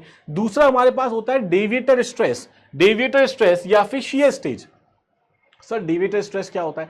डेविएटर स्ट्रेस क्या होता है? जैसे फॉर एग्जांपल हमारे पास ये मेजर आपके पास फॉर एग्जांपल ये है और ये कन्फाइनिंग प्रेशर है, इसी का जो डिफरेंस लगेगा, इसी का जो डिफरेंस होता है वो डेविएटोरिक स्ट्रेस होता है, जिसकी वजह से आपके पास सॉइल के अंदर शियर देखने को मिलता है, ठीक है। तो deviator stress is basically difference of these two stresses, वो आपके पास डेविटोरिक स्ट्रेस होता है, उतना डिफरेंस का आपके पास शियर लग रहा होता है। तो एक तो पहला स्टेज हो गया कन्फाइनिंग वाला, दूसरा आपके पास हो गया शियर स्टेज वाला स्ट्रेस, ठीक है। इन दोनों स्टेजेस के अंदर, इन दोनों ही स्टेजेस के अंदर कंडीशंस क्या क्या रहेंगी, अनड्रेन्ड रहेंगी, ड्रेन्ड कंडीशन रहेंगी, या फिर आपके पास किस तरह की कंडीशन, पोर वाटर प्रेशर जनरेट होगा या नहीं होगा, बस इन्हीं को देख के हमने अलग अलग तरह के टेस्ट को बनाया है, ठीक है। इसी को देख के हमने अलग अलग तरह के टेस्ट को बनाया है। अब सारे टेस्ट आपको पहले से पता होंगे, मैं जैसे जैसे पूछूंगा बताते जाना, सब टेस्ट आपको पता होंगे। देखो सबसे पहले, क्योंकि इतना हम लोग पढ़ चुके हैं पहले, सबसे पहला टेस्ट है अनकंसोलिडेटेड अनड्रेन्ड टेस्ट। अब मुझे खुद ही सोच के बताना, अगर मैं बात कर रहा हूं अनकंसोलिडेटेड की या अनड्रेन्ड कंडीशन की, अनड्रेन्ड कंडीशन का मतलब क्या है, अनड्रेन्ड कंडीशन का मतलब क्या है, जल्दी से बताओ। ड्रेनेज जहां पर, मतलब जहां पर ड्रेनेज अलाउड नहीं हो, क्या वही तो अनड्रेन्ड कंडीशंस हैं? जहां पर, जल्दी से बताओ मुझे एक बार, अनड्रेन्ड कंडीशन क्या होगी? अनकंसोलिडेटेड अनड्रेन्ड कंडीशन, अनकंसोलिडेटेड मतलब जहां पे कंसोलिडेशन नहीं हो रखा, जहां पे कंसोलिडेशन नहीं हो रखा हो। कंसोलिडेशन का मतलब क्या है कि जहां पर expulsion of pore water pressure, pore water pressure का एक्सपल्शन होता है, तब आपको कंसोलिडेशन देखने को मिलता है। कंसोलिडेशन यहां पर क्या हो रहा है, नहीं हो रहा है, ठीक है। अनड्रेन्ड का मतलब अनड्रेन्ड ड्रेनेज कंडीशंस भी अलाउड नहीं है। तो यहां दोनों ही स्टेजेस के अंदर, कौन से, दोनों ही स्टेजेस के अंदर, जो पहला कंफाइनिंग प्रेशर वाला स्टेज है उस स्टेज में भी, और दूसरा आपके पास पानी बाहर नहीं जाएगा, हाँ बिल्कुल करेक्ट है। और दूसरा आपके पास क्या है, दूसरा आपके पास कौन सा स्टेज है, दूसरा आपके पास शीयर स्टेज है। तो दोनों ही स्टेजेस के अंदर आपके पास जो सॉइल सैंपल है, या इस टेस्ट के अंदर जो सॉइल सैंपल रहेगा, वो अनकंसोलिडेटेड और अनड्रेन्ड रहेगा। बिल्कुल क्लियर है, अनकंसोलिडेटेड अनड्रेन्ड रहेगा। देखो यहां पर सबसे पहले, this test is completed in 5 to 15 minute. इसका मतलब है कि यहां पर ये जो टेस्ट होता है, इसको हम बोलते हैं एक तरह का क्विक टेस्ट है, जो 5 से 15 मिनट के अंदर खत्म हो जाता है, ठीक है। बहुत जल्दी इसके अंदर टेस्ट जो है वो आपके पास खत्म हो जाएगा। देखो similarly in this test, expulsion of pore water, expulsion of pore water is not permitted in both the stage. Pore water का एक्सपल्शन दोनों ही स्टेजेस में परमिटेड नहीं है। पोर वाटर का मतलब आप लोगों को पता है कि सॉइल का सैंपल है, उसके बीच में वॉइड्स हैं, वॉइड्स के अंदर कुछ पानी है, उस पानी को मैं पोर वाटर बोल रहा हूं। तो जब आप जैसे ही लोड लगाओगे, तो हमें पता है इनिशियली सारी बातें हम पहले कर चुके हैं कि जैसे ही लोड लगाओगे, पानी जो है वो उसके अंदर अपना प्रेशर जनरेट करेगा, वो सारा लोड पहले पानी लेगा। सारा लोड पहले कौन लेगा, सारा लोड पहले पानी लेगा। तो पानी के अंदर क्या होगा, सब पानी के अंदर प्रेशर जनरेट होगा। उस प्रेशर को हम क्या बोलते हैं, उस प्रेशर को बोलते हैं पोर वाटर प्रेशर। क्लियर है? तो ये जो, हाँ एक बार डेविएटर स्टेज रिपीट कर दीजिए सर, आदित्य कह रहे हैं। देखो डेविएटर स्टेज का मतलब है जहां पर एक्चुअली आपका शियर हो रहा है। देखो एक तो लग रहा है कन्फाइनिंग, मतलब सॉइल सैंपल आपने लिया, तो सॉइल सैंपल के ऊपर हम नॉर्मल और शियर दोनों लोड्स को लगा के, आदित्य सुनना इसको, दोनों लोड्स को लगा के हम उसको सॉल्व करने की कोशिश करते हैं कि उसकी टोटल स्ट्रेंथ कितनी आएगी, शियर स्ट्रेंथ कितनी आएगी। एक हमारे पास कन्फाइनिंग प्रेशर लगेगा इस तरह से, एक लग रहा है कन्फाइनिंग प्रेशर कि उस सेल के थ्रू कितना कन्फाइन हो रहा है। एक आपके पास लग रहा है शियर स्टेज वाला, मतलब जितना नॉर्मल लगेगा और ये कन्फाइन, दोनों का जो डिफरेंस आएगा, वो डिफरेंस वाला जो प्रेशर आएगा वो कहलाता है डेविएटोरिक स्ट्रेस। वो क्या कहलाता है, वो कहलाता है डेविएटोरिक स्ट्रेस, जिसकी वजह से आपके पास सॉइल के अंदर शियर जनरेट हो रहा है, ठीक है। तो अल्टीमेटली सर, अल्टीमेटली हो तो यही रहा है ना, अल्टीमेटली ये नॉर्मल स्ट्रेस को शियर स्ट्रेस, कोई ना कोई फेलियर प्लेन आपके पास ऐसे आएगा जहां पर आपके पास इस तरह के नॉर्मल या शियर स्ट्रेस जनरेट हो रहे होंगे। ये आपने सोम के अंदर भी पढ़ा है कि अगर कोई भी मटेरियल है उसके ऊपर नॉर्मल स्ट्रेस लग रहा है और साथ ही साथ शियर स्ट्रेस लग रहा है, तो दोनों के कॉम्बिनेशन की वजह से कोई ना कोई फेलियर प्लेन यहां जनरेट हो सकता है इस तरह से। तो ऑब्लिक फेलियर प्लेन भी जनरेट हो सकता है, जिसके ऊपर आपके पास नॉर्मल और शियर स्ट्रेस देखने को मिल सकते हैं। तो यही जो फेलियर प्लेन वगैरह जनरेट हो रहा है, वो इन दोनों के कंबाइंड इफेक्ट की वजह से हो रहा है। तो एक तो बार हमारे पास आ गया सेल प्रेशर, एक तो हमारे पास सेल प्रेशर, और दूसरा हमारे पास दोनों का डिफरेंस उसकी वजह से जनरेट होता है। उसको हमने बोल दिया डेविएटोरिक स्ट्रेस। क्या बोल दिया, डेविएटोरिक स्ट्रेस। क्लियर है? अब यहां पर देखो, अच्छा एक बात बताओ मुझे कि अगर ये सॉइल अनकंसोलिडेटेड है या अनड्रेन्ड है, ठीक है, अनकंसोलिडेटेड अनड्रेन्ड है, तो क्या यहां पर पोर वाटर प्रेशर जनरेट होगा या नहीं होगा? क्या पोर वाटर प्रेशर यहां पर जनरेट होगा या नहीं होगा? ये चीज भी हमें ध्यान रखनी है कि पोर वाटर प्रेशर जनरेट होगा या फिर नहीं होगा। जल्दी से बताओ मुझे एक बार कि पोर वाटर प्रेशर यहां जनरेट हो रहा है या नहीं हो रहा है? अगर यहां आपके पास अनकंसोलिडेटेड है, अनड्रेन्ड है, देखो पहला समझ जाओगे तो आगे वाली चीजें बहुत जल्दी जल्दी समझोगे। जल्दी से बताओ।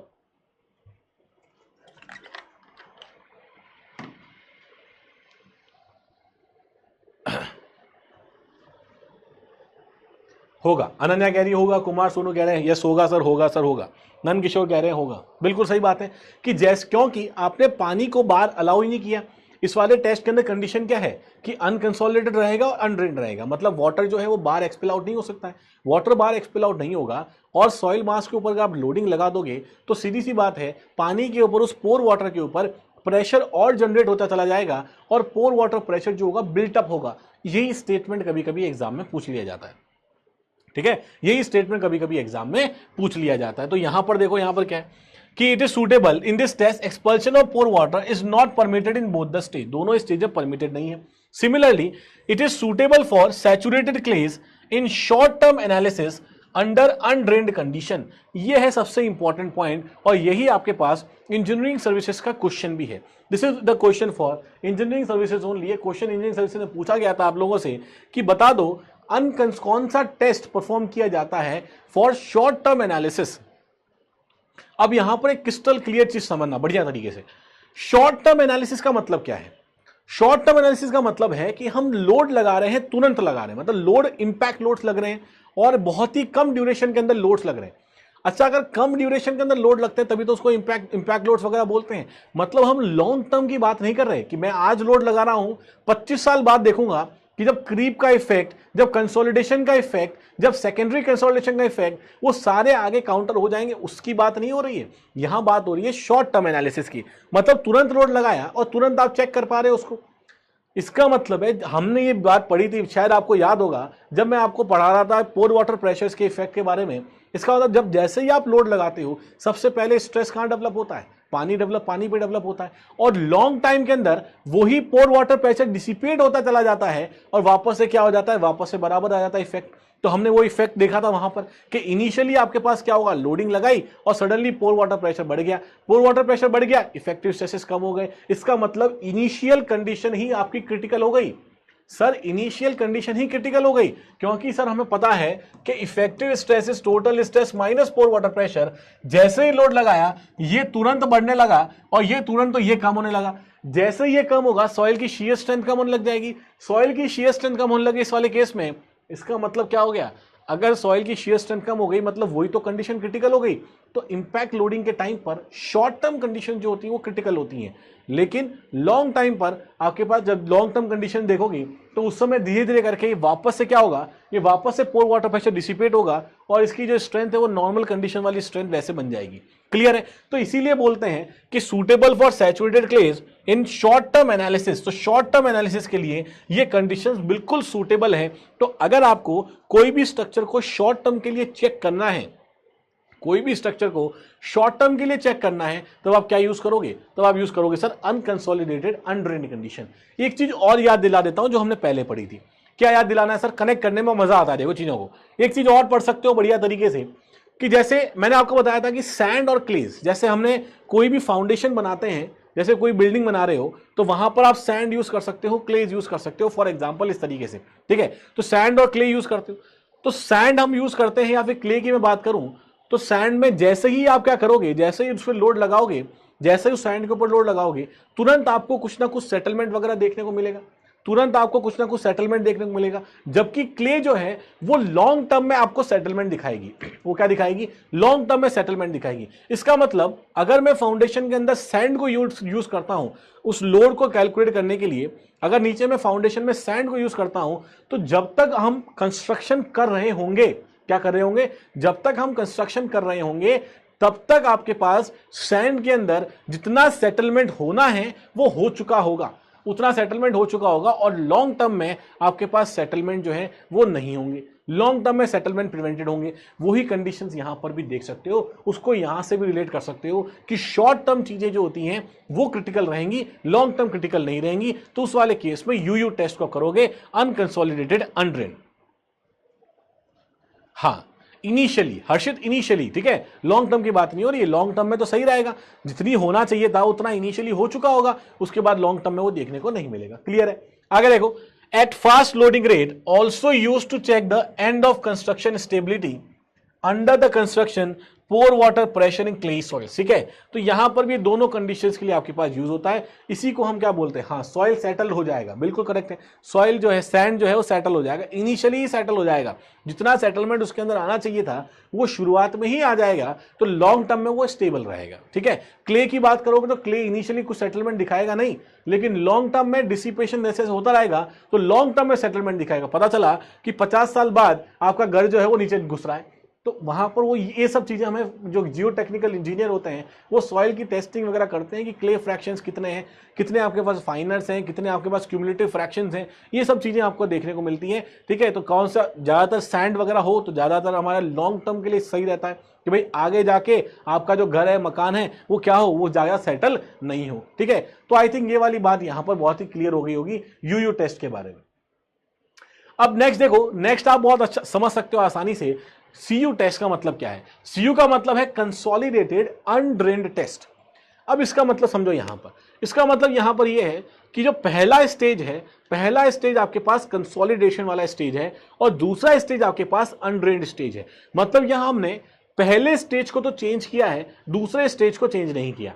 पहले स्टेज में क्या चेंज किया है कि पहले हम अनकंसोलिडेटेड रख रहे थे, अब इसको हम कंसोलिडेटेड रख रहे हैं। इसका मतलब ये हो जाएगा सर यहां पर कि यहां पर कंसोलिडेशन होगा, मतलब पोर वाटर प्रेशर यहां पर डिसिपेट होगा, इसका मतलब कुछ समय लगेगा।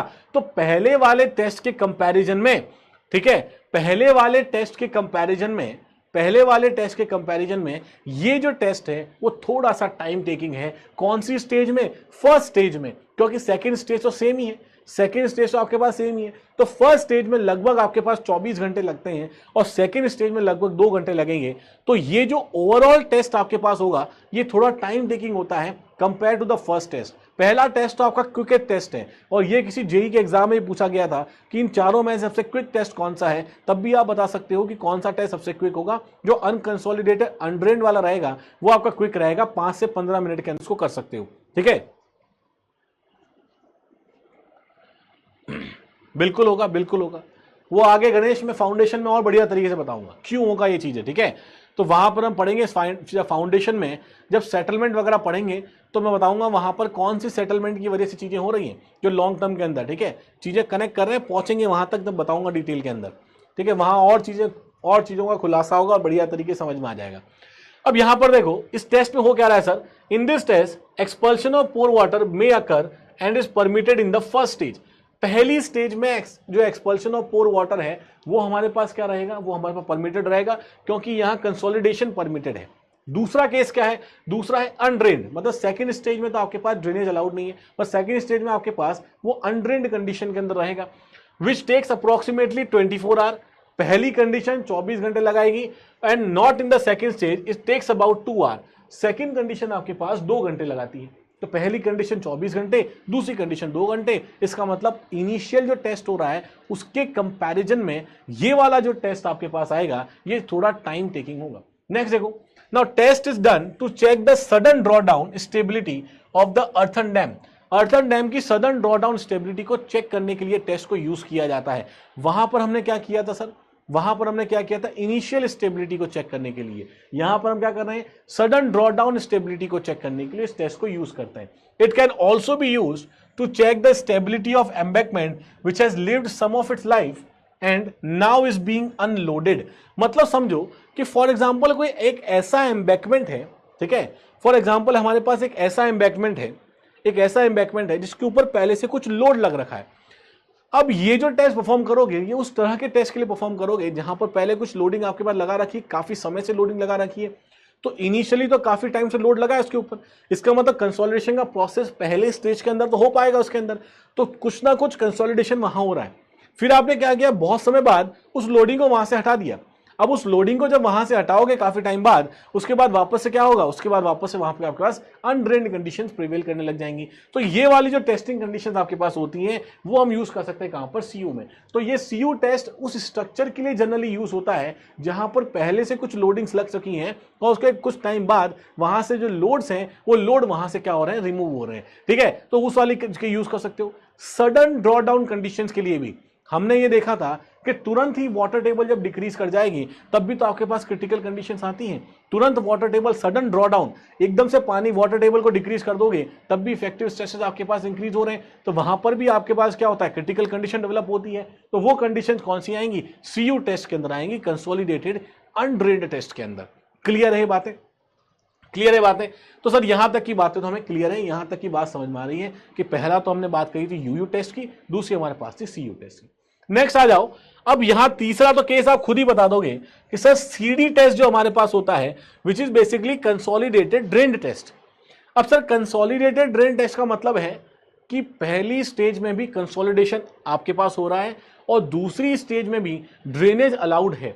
इसका मतलब दोनों ही स्टेजेस में जब ड्रेनेज अलाउड होता है तो वो वाला केस आपके पास है consolidated drain test, CD test.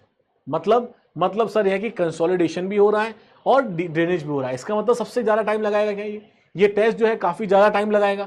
इसका मतलब है in this test drainage is allowed in both the stages and test will take longer time. तो यहां पर टेस्ट जो है वो टाइम क्या लगाएगा, काफी ज्यादा समय लगाएगा।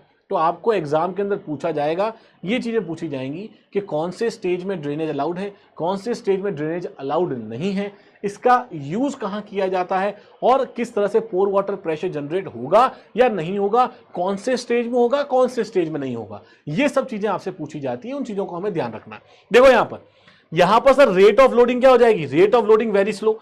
जब शुरू में हमने बात करी थी यूयू कंडीशंस के अंदर, जब यूयू कंडीशन के अंदर, तो यहां पर तो इंपैक्ट लोडिंग थी क्योंकि शॉर्ट टर्म एनालिसिस हो रहा था यहां पर। तो यहां पर क्या होगा, यहां पर रेट ऑफ लोडिंग बहुत स्लो हो जाएगी। तो यहां से सर हमें क्लियर हो रहा है चीजें कि जब रेट ऑफ लोडिंग बहुत स्लो है इसका मतलब ये कहां काम आएगा, ये आपके पास लॉन्ग टर्म एनालिसिस के लिए काम आने वाला है। तो देखो hence it may take few weeks, it is suitable for saturated sand, short and long term both, and can also be used for long term stability analysis of clay। देखो sand के केस में तो short और long दोनों एक ही चीज हो गई। रीजन क्या है, देखो ये बताया था मैंने अभी, क्योंकि शॉर्ट टर्म चीजें ही क्रिटिकल होती हैं सैंड के अंदर और लॉन्ग टर्म में वो सेम ही रहेगा। सैंड में जो भी होना था वो शॉर्ट टर्म में हो चुका है। क्लेस के अंदर जनरली लॉन्ग टर्म चीजें देखने को मिलती हैं क्योंकि क्ले की वाटर रिटेंशन कैपेसिटी ज्यादा होती है। क्ले के सरफेसेस के ऊपर नेगेटिव चार्जेस रहते हैं तो पानी को ज्यादा होल्ड कर पाता है। क्ले के अंदर कोहेजन की स्ट्रेंथ रहती है तो वहां पर कोहेजिव स्ट्रेंथ की वजह से भी, अच्छा कोहेजन किन किन वजह से प्रोड्यूस होता है ये भी मैंने आपको पहले बता दिया था, ठीक है। तो बहुत सारी चीजें वहां रिलेट कर पाओगे। तो क्ले पे नेगेटिव चार्ज है, वो उसको होल्ड करके रख रहे हैं पानी को, तो यहां पे पानी को एक्सपेल आउट करना सैंड के कंपैरिजन में थोड़ा डिफिकल्ट होता है। इस वजह से यहां पर क्या होगा, इस वजह से क्ले की जनरली हम लॉन्ग टर्म स्टेबिलिटी की बात करते हैं। सैंड में शॉर्ट और लॉन्ग दोनों लगभग एक ही जैसा कंडीशन आपको देखने को मिलेगा। जो भी क्रिटिकल कंडीशन है वो शॉर्ट में आ जाएगी, लॉन्ग में ज्यादा दिक्कत आएगी नहीं। तो यहां पर ये जो टेस्ट सूटेबल होता है this is generally suitable for long term stability of clay particles या क्ले सॉइल्स, ठीक है। कि अगर क्ले सॉइल्स आपके पास यूज हो रही हैं तो उनकी लॉन्ग टर्म स्टेबिलिटी के लिए आपको ये टेस्ट परफॉर्म करना है which is known as your CD test which is consolidated drained test. तीनों चीजें क्लियर हो गई, तीनों चीजें यहां तक क्लियर है, जल्दी से बताओ मुझे एक बार, जल्दी से बताओ तीनों चीजें यहां तक क्लियर है क्या। फिर सीडी टेस्ट के बारे में थोड़ा सा और पढ़ते हैं। इसमें देखो थोड़ा थ्योरेटिकल पोर्शन है, जहां जहां डेरिवेशंस या जहां जहां आपके पास थोड़ी चीजें क्वेश्चंस के फॉर्म में आएंगी वो मैं बता दूंगा डायरेक्टली, लेकिन जो थ्योरेटिकल पोर्शन है वो थ्योरेटिकल पोर्शन को आपको थ्योरी को ज्यादा समझना है, एक्सप्लेनेशन ज्यादा समझना है, ठीक है, उन चीजों को समझना है। अदरवाइज बाकी सारे पॉइंटर्स, क्योंकि ये पॉइंट एज इट इज पूछे जाते हैं एग्जाम में, जिस लैंग्वेज में लिखा है उसी लैंग्वेज में आपसे पूछे जाएंगे एज इट इज एग्जाम के अंदर। क्लियर है यहां तक बात। तो इन्हीं चीजों को हमें समझना है अच्छी तरीके से। चलो बहुत बढ़िया। अब देखो अब इसमें होता क्या है, सबसे पहला सा सिंपल सी बात है, कुछ इंपॉर्टेंट पॉइंटर्स हैं। इन पॉइंटर्स को देखो बहुत ध्यान समझना, यहां पर एक एक करके सब पॉइंटों को ध्यान समझना। सबसे पहला सा हमें पहले से पता है, क्या पता है कि drainage is allowed in both the stages, दोनों स्टेजेस में ड्रेनेज अलाउड होते हैं। क्लियर है। Pore water pressure does not built up in any stage. तो सबसे पहले सर यहां पर पोर वाटर प्रेशर अगर स्टेटमेंट हमसे पूछ लिया जाए तो पहले स्टेज में भी बिल्टअप नहीं होगा और दूसरे स्टेज में भी बिल्टअप नहीं होगा, क्योंकि कंसोलिडेशन के टाइम पर भी पोर वाटर डिसिपेट हो रहा है तो बिल्टअप नहीं होगा। ड्रेनेज के टाइम पर भी जब पानी निकल ही जा रहा है तो उसके ऊपर प्रेशर लगने वाली कोई बात है ही नहीं। तो क्लियर है सर, दोनों स्टेज में पोर वाटर प्रेशर डेवलप नहीं होता है। नेक्स्ट देखो, generally effective stress parameter is obtained in this case. देखो ये वाला क्वेश्चन जो है, ये वाला जो क्वेश्चन है, ये इसीलिए पॉइंट लिख के लाया हूं कि क्वेश्चन एक बार जेईई के एग्जाम पूछा गया था कि which of the following test is used to calculate the effective stress parameters या effective stress parameters are used in which type of test। ठीक है, तो ये भी चीज पूछी जा सकती है आपके पास। आगे बताऊंगा कि कुछ टेस्ट ऐसे हैं जहां पर total stress parameter generally use होते हैं, क्योंकि वहां पर पोर वाटर प्रेशर को दिया नहीं जाता। अगर पोर वाटर प्रेशर वहां भी दे दोगे तो हम इफेक्टिव स्ट्रेस पैरामीटर वैसे भी निकाल लेंगे। अच्छा, दोनों में सिंपल सी डिफरेंस ही तो है कि अगर टोटल स्ट्रेस पैरामीटर्स आपको पता है और मुझे सिर्फ पोर वाटर प्रेशर आप दे दो तो मैं इफेक्टिव स्ट्रेस निकाल ही सकता हूं। तो सर ये वाली बातें क्लियर है, लेकिन इस टेस्ट के अंदर जनरली इफेक्टिव स्ट्रेस पैरामीटर्स के बारे में बातचीत करी जाती है, तो हमें ये चीजों को भी ध्यान रखना है। आगे देखो, अगर सॉइल आपके पास नॉर्मली कंसोलिडेटेड है। अच्छा सर, एनसी सॉइल क्या होती है, ओसी सॉइल क्या होती है, दोनों पता है क्या आपको? जल्दी से मुझे कमेंट करके बताओ, मुझे देखना है कितना याद है आप लोगों को। क्या होता है नॉर्मली कंसोलिडेटेड सॉइल और क्या होती है ओवर कंसोलिडेटेड सॉइल? कितना याद है जल्दी से बताओ मुझे। एनसी सॉइल क्या होती है और ओसी सॉइल क्या होती है? नॉर्मली कंसोलिडेटेड सॉइल क्या है और ओवर कंसोलिडेटेड सॉइल क्या है? जल्दी से एक बार कमेंट करके बताओ मुझे क्या होता है। नॉर्मली कंसोलिडेटेड सॉइल और ओवर कंसोलिडेटेड सॉइल होती क्या है, जल्दी से बता दो मुझे, जल्दी से कमेंट करके बताओ। देखो कितना याद है आप लोगों को। एक आपने वहां पे पढ़ा होगा प्री कंसोलिडेशन स्ट्रेस। क्या पढ़ा है? Preconsolidation stress. Kumar Sonu बताओ जल्दी से, क्या होता है normally consolidation? Normally consolidated soil का मतलब क्या है? नॉर्मली कंसोलिडेटेड सॉइल का मतलब यह है कि अगर कोई ऐसी सॉइल जिसके ऊपर जो प्रेजेंट स्ट्रेस लग रहा है वो उसकी जियोलॉजिकल हिस्ट्री में लगने वाला मैक्सिमम स्ट्रेस है, तब उसको कहते हैं एनसी सॉइल। मतलब वहां पर जो प्रेजेंट स्ट्रेस आपके पास होता है वो प्री कंसोलिडेशन स्ट्रेस के ऊपर उसके बराबर होता है, तब वो हो जाता है आपके पास क्या? Normally consolidated soil. Normally consolidated soil clear है? तो एनसी सॉइल, हाँ एनसी सॉइल का मतलब अच्छा, प्री कंसोलिडेशन स्ट्रेस का मतलब क्या है सर? प्री कंसोलिडेशन स्ट्रेस का मतलब वो स्ट्रेस है जो कि सॉइल पे लगने वाला मैक्सिमम स्ट्रेस है over its entire geological history. उसकी पूरी जियोलॉजिकल हिस्ट्री में उस पर लगने वाला मैक्सिमम स्ट्रेस को मैं बोलता हूं प्री कंसोलिडेशन स्ट्रेस। अगर उसके बराबर एनसी हो गया, इसका मतलब क्या हो जाएगा? इसका मतलब नॉर्मली कंसोलिडेटेड सॉइल हो जाएगी। ठीक है, उससे हाँ बिल्कुल करेक्ट है। और अगर ओवर कंसोलिडेटेड की बात करो तो मतलब है कि जो प्रेजेंट स्ट्रेस लग रहा है वो मैक्सिमम नहीं है, वो कम है, तो वो आपका कहलाता है ओवर कंसोलिडेटेड सॉइल। क्लियर है? तो यही बात हो रही है। तो देखो क्या बोल रहा है कि अगर सॉइल आपके पास एनसी सॉइल है, नॉर्मली कंसोलिडेटेड है, तो Mohr failure envelope will pass through the origin. तो उस वाले केस में मोर फेलियर एनवेलप जो है वो आपके पास ओरिजिन से पास करेगा। कहां से पास करेगा? ओरिजिन से पास करेगा। अभी डायग्राम समझाऊंगा तो और क्लियर हो जाएगा, लेकिन आगे समझो। Completely saturated soil at zero effective stress actually behave like a slurry। Slurry का मतलब सर, स्लरी का मतलब दलदला। ठीक है, जो दलदल होता है आपके पास। कुमार सोनू कैसा फ्यूचर में लोड लग गया, अब उसमें लोड लगाने पर कोई भी सेटलमेंट नहीं होगा, वही प्री कंसोलिडेटेड होता है। फ्यूचर में लोड लग गया, अरे ढंग से लिखो यार, क्या लिख रहे हो? चलो कोई बात नहीं, आपकी भावनाओं को समझ रहा हूं मैं। ठीक है, अब देखो, completely saturated soil eight zero effective stress. अगर एक ऐसी सॉइल, सिंपल सी बात समझना, अगर एक ऐसी सॉइल है जिसके अंदर इफेक्टिव स्ट्रेस है ही नहीं, जीरो इफेक्टिव स्ट्रेस है, इसका मतलब और मैं ये क्या कह रहा हूं, अगर मैं कह रहा हूं कंप्लीटली सैचुरेटेड सॉइल है, ठीक है, और यहां जीरो इफेक्टिव स्ट्रेस है, मतलब उसके पास उसकी कोई स्ट्रेंथ ही नहीं है। मतलब जो नॉर्मल कॉन्टैक्ट फोर्सेस की वजह से स्ट्रेंथ डेवलप होती है उसके पास है ही नहीं। अगर वो स्ट्रेंथ नहीं है तो वो एक दलदल जैसे बिहेव करेगी, एक स्लरी जैसे बिहेव करेगी। तो यही बात यहां बोल रहा है, if it is normally consolidated. ठीक है, hence more failure envelope will pass through origin. इस वजह से आपके पास मोर फेलियर एनवेलप जो है वो ओरिजिन से पास करेगा, क्योंकि कोई भी कोहेसिव स्ट्रेंथ के अंदर नहीं देखने को मिल रही है। तो इसका मतलब वो पॉइंट कहां जाएगा? वो लाइन आपके पास जीरो से पास करना शुरू कर देगी। आगे देखो, OC soil, over consolidated soil की बात करते हैं, will have some shear strength due to preconsolidation. अच्छा, इसके अंदर अगर मैं ओसी सॉइल्स की बात कर रहा हूं तो प्री कंसोलिडेशन की वजह से, बिकॉज ओसी सॉइल के अंदर ये होता है कि जो प्रेजेंट स्ट्रेस लग रहा है वो प्री कंसोलिडेटेड स्ट्रेस जो आपके पास मैक्सिमम स्ट्रेस होता है उससे कम हो रहा है।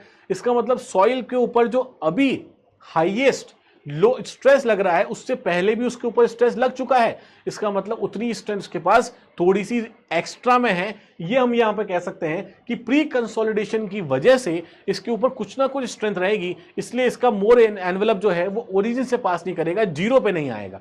क्लियर है? इसका मतलब normal stress will have some shear strength, thus curve will not pass, curve आपके पास will not pass through origin, वो ओरिजिन से पास नहीं करेगा। तो when the stress in the soil just become equal to pre-consolidation stress, then OC line will meet the NC line। अब देखो इसको समझना ध्यान से, इसको ध्यान समझना। सर ये जो चीजें हैं इनको एक बार आप ये वैसे बता दो तो ज्यादा क्लियर है, एक बार इसको आप ग्राफ से बता दोगे मोर सर्कल को बना के तो ज्यादा बढ़िया हो जाएगा। तो देखो सर यहां पर इस तरह से ये कहना क्या चाह रहा है, ये कहना ये चाह रहा है कि मान लो ये नॉर्मल स्ट्रेस है, मान लो ये शियर स्ट्रेस है, और यहां पर हम क्या कर रहे हैं, मोर सर्कल बना रहे हैं। तो मान लिया ये मेजर प्रिंसिपल स्ट्रेस और मान लिया ये माइनर प्रिंसिपल स्ट्रेस कुछ इस तरीके से हो गया, ये कुछ इस तरह से हो गया, ये बन गया मोर सर्कल। ठीक है, ये बन गया आपके पास मोर सर्कल। अब अगर एनसी सॉइल है तो ये मोर सर्कल कहां से पास करेगा, अगर एनसी सॉइल है तो ये मोर सर्कल बोल रहा है जीरो से पास करेगा, ओरिजिन से पास करेगा इस वाले केस के अंदर। तो ये किसका ग्राफ हो जाएगा सर, ये एनसी सॉइल वाला केस हो जाएगा। This is the case of your NC soil. Clear है? तो एनसी सॉइल के केस के अंदर ये जो मोर फेलियर एनवेलप है ये क्या है सर हमारे पास, this is the Mohr failure envelope, Mohr failure envelope है। ठीक है, ये कहां से पास कर रहा है, ये हमेशा ओरिजिन से पास करेगा इस तरह से।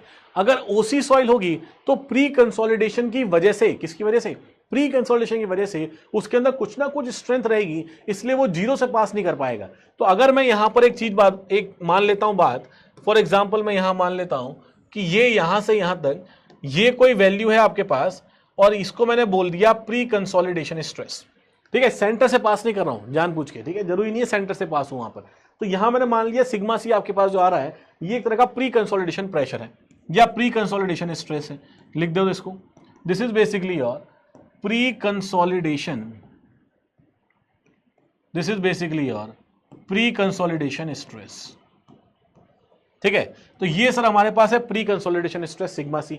तो इस वाली पॉइंट के ऊपर अगर मैं ओसी सॉइल की बात करूंगा तो सर देखो ओसी सॉइल जो आपके पास आएगा, इस ओसी, ये एनसी सॉइल हो गया, ये वाला जो स्टेज आपके पास आएगा तो यहां जो पॉइंट ऑफ मीटअप आपके पास आ रहा है यही या पॉइंट ऑफ मीटअप यहां से ज्वाइन करेगा, तब ये आपके पास कर्व जो जहां मिलता है ओसी सॉइल और एनसी सॉइल का जो कर्व जहां मीट करेगा, जहां इंटरसेक्ट करेगा, ये पॉइंट आपके पास होगा प्री कंसोलिडेशन स्ट्रेस वाला। This point will be pre consolidation stress. तो ये बात हम यहां पर बताते हैं, यहां पर सीडी टेस्ट के अंदर ये चीज बोली जा रही है कि सर मोर फेलियर एनवेलप जो है वो आपको कुछ इस तरह से देखने को मिलेगा। ये जीरो क्यों नहीं हुआ, क्योंकि प्री कंसोलिडेशन की वजह से इस सॉइल के अंदर कुछ ना कुछ स्ट्रेंथ थी ओसी सॉइल के अंदर, एनसी में वो स्ट्रेंथ नहीं होती है, इस वजह से क्या हो रहा है वो जीरो से पास कर रहा है। और ये आपका डायग्राम बन जाएगा किस तरह का, this is the diagram, this is the Mohr circle diagram for your CD test. CD test के लिए इस तरह से डायग्राम आप बना सकते हो। ठीक है सर, यहां तक की बातें तो हमें समझ में आ रही है। अब देखो यहां पर नेक्स्ट देखो सीयू टेस्ट, मतलब कंसोलिडेटेड अनड्रेन्ड टेस्ट। इसका मतलब क्या है सर, कंसोलिडेटेड अनड्रेन्ड टेस्ट मतलब पहले स्टेज में जब फर्स्ट स्टेज ऑफ लोडिंग आपके पास लगी तो वहां पर कंसोलिडेशन आपने अलाउ किया, सेकेंड स्टेज में अनड्रेन्ड कंडीशंस हैं तो मतलब सेकेंड स्टेज में आप अलाउ नहीं कर रहे हो, डेविएटोरिक स्ट्रेस या शियर स्टेज वाले केस के अंदर आप उसको अलाउ नहीं कर रहे हो। अब इससे रिलेटेड देखो क्या मतलब है, इससे रिलेटेड मतलब ये हो जाएगा, बिल्कुल देखो यहां पर कि drainage is permitted in first stage, ये क्वेश्चन पूछा जाता है बार बार, ठीक है, and in the second stage it is not permitted. तो बिल्कुल क्लियर है सर, यहां तक की बात क्लियर है। अच्छा, पोर वाटर प्रेशर, कमेंट करके बताओ कि पोर वाटर प्रेशर कौन से स्टेज में डेवलप होगा, पहले स्टेज में या दूसरे स्टेज में, जल्दी से बताओ। पोर वाटर प्रेशर कौन से स्टेज में डेवलप होगा, पहले में या फिर दूसरे स्टेज में। कंसोलिडेटेड अनड्रेन्ड टेस्ट की बात हो रही है, सीयू का क्या मतलब है, सीयू का मतलब है सर कंसोलिडेटेड अनड्रेन्ड टेस्ट। अनड्रेन्ड टेस्ट कौन से स्टेज के अंदर पोर वाटर प्रेशर डेवलप होगा, गणेश कह रहे हैं सेकंड में, बिल्कुल करेक्ट है, सेकंड स्टेज के अंदर पोर वाटर प्रेशर डेवलप होगा। मतलब पहला तो आपके पास कंसोलिडेटेड है, इसका मतलब पोर वाटर प्रेशर वहां डिसिपेट हो रहा है तो वहां पर जनरेट होना नहीं है। अनकंसोलिडेटेड स्टेज के अंदर बिल्कुल डेवलप होगा तो यहां पोर वाटर प्रेशर डेवलप होगा। आगे देखो, in this test we find the total stress parameter अब देखो यहां पर मैंने बताया था आपको, जो पहले जो टेस्ट यूज किया था सीडी टेस्ट, उसके अंदर effective stress parameter generally use किए जाते हैं। सीयू टेस्ट के अंदर जनरली आपको टोटल स्ट्रेस पैरामीटर कैलकुलेट करने होते हैं, लेकिन अगर हमें पोर वाटर प्रेशर कोई दे दे, अगर पोर वाटर प्रेशर हमारे पास आ जाए तब हम क्या कर सकते हैं, हम उसको इफेक्टिव स्ट्रेसेस को भी कैलकुलेट किया जा सकता है। तो दोनों देखो, however if pore water pressure is measured we can calculate the effective stress parameters also, उसको वहां से भी कैलकुलेट कर सकते हैं। अब एक चीज आपको ध्यान रखनी है कि इस वाले केस के अंदर, कंसोलिडेटेड अनड्रेन्ड केस के अंदर, एक चीज हम ध्यान रखते हैं कि इसमें यह अज्यूम किया जाता है कि जो टोटल डेविएटर स्ट्रेस आपके पास होता है, क्या होता है, टोटल डेविएटर स्ट्रेस, वो टोटल पोर वाटर प्रेशर के बराबर मान के चलते हैं। मतलब जितना चेंज आ रहा है स्ट्रेस के अंदर, वो सारा चेंज जो आपके पास है, वो सारा चेंज पोर वाटर प्रेशर को बिल्डअप करने के काम आ रहा है, ऐसा हम अज्यूम करके चलते हैं। ये सच भी नहीं है, ये बात हमेशा करेक्ट नहीं होती है कि जितना आपके पास वेरिएशन आ रहा है, जितना शियर की वजह से वेरिएशन आ रहा है, उतना ही पोर वाटर प्रेशर बिल्टअप होगा, ऐसा कोई जरूरी नहीं है। तो ये सिर्फ अजम्पशन है, ध्यान रखना है चीज को।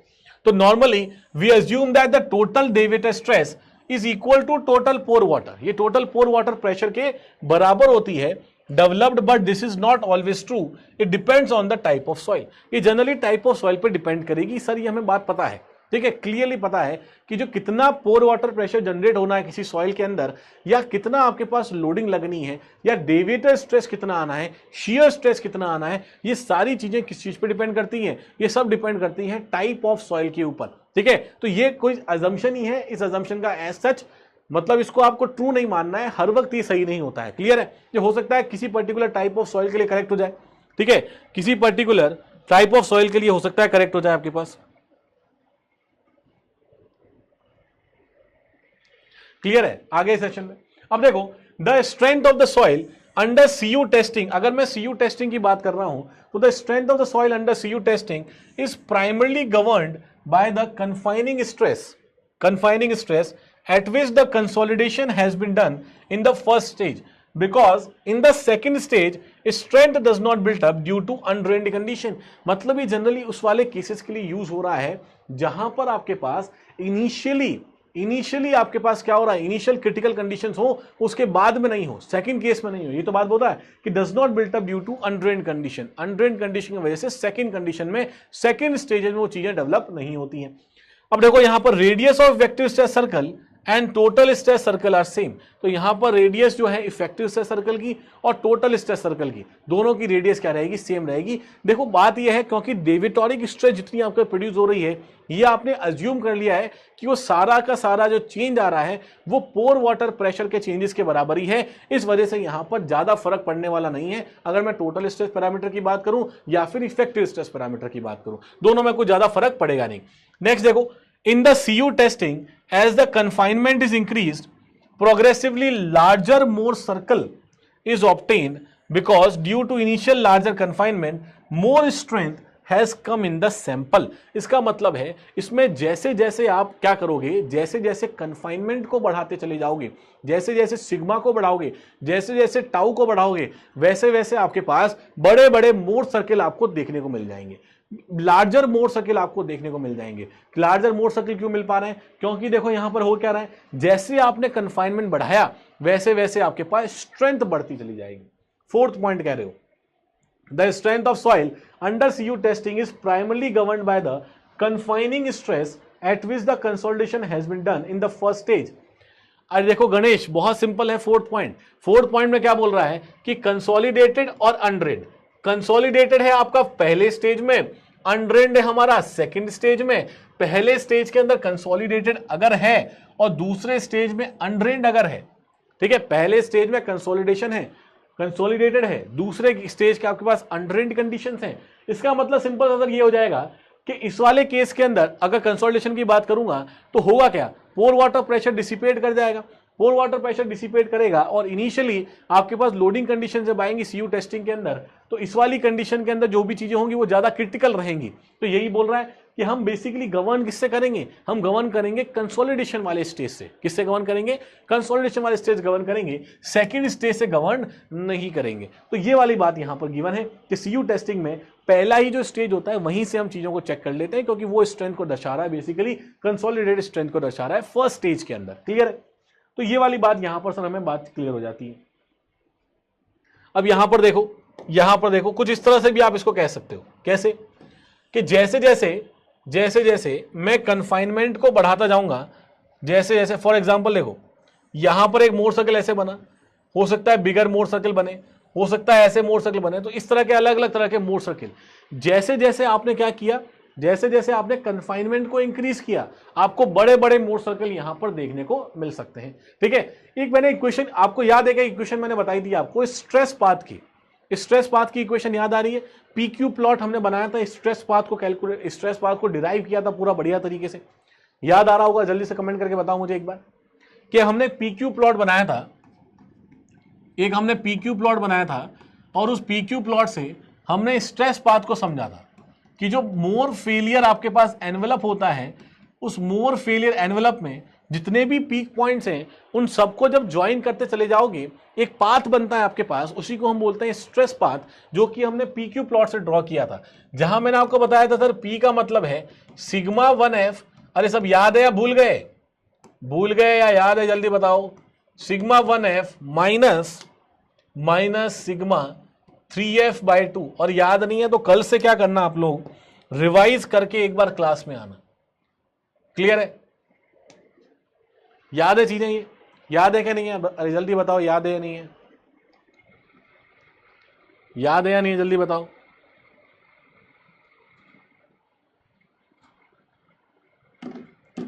भूल गए सब कुछ? याद नहीं? अब कुछ भी याद नहीं है? नहीं याद आ रहा है? अरे कुमार, सोनू, गणेश, रिवाइज करके आना है। ठीक है? भूल गए सर, सोनू रानी भी भूल गए। चलो कोई बात नहीं, हो जाती है कभी कभी चीजें। ठीक है? लेकिन याद देखो, अगली बार जब क्लास में हो तो रिवाइज करके आना है। तो कभी भी जैसे फॉर एग्जांपल कोई भी सब्जेक्ट जैसा आपका बैकलॉग का रह जाता है, एक क्लास पहले का पढ़ के आ जाया करो, ताकि आगे चीजें कनेक्ट करने में आसानी रहे।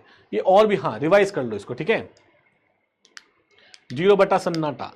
आदित्य, ऐसा नहीं करना है ना। देखो रिवाइज करते, जितना पढ़ा है आपने अभी तक ओवरऑल जितने कोर्सेज में, सॉइल का तो लास्ट का रिवीजन करना है, जरूरी हो गया है। बिल्कुल,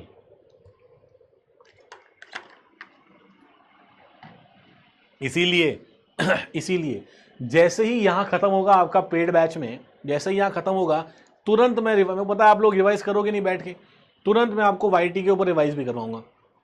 इवनिंग का टाइम रखा है मैंने वाईटी पे रिवाइज करवाने का आप लोगों को सॉइल को, ताकि आप मैक्सिमम लोग वहां पे ज्वाइन कर पाओ। ठीक है? ताकि मैक्सिमम लोगों को फायदा हो उस समय इवनिंग के अंदर। तो यहां पर जैसे, क्योंकि सॉइल एक्चुअली बहुत लोग भूल जाते हैं ना, लंबा है, लेंथी है, तो काफी लोग भूल जाते हैं। हाँ बिल्कुल, तो अब किसको कल से रिवाइज भी करके आना अच्छी तरीके से। आ जाओ नेक्स्ट पॉइंट के ऊपर। सर नेक्स्ट पॉइंट हमारे पास यूयू टेस्ट। अच्छा, यूयू टेस्ट के बारे में भी बताया था मैंने, अनकंसोलिडेटेड अंडरड्रेन टेस्ट था। ठीक है? यूयू टेस्ट था अनकंसोलिडेटेड अंडरड्रेन टेस्ट। हाँ, वाईटी पे सॉइल। सर आप थोड़ा पढ़ाओ, रिवीजन अच्छा कर लेंगे। हाँ, बिल्कुल 2x 3x सब कर देना बढ़िया तरीके से।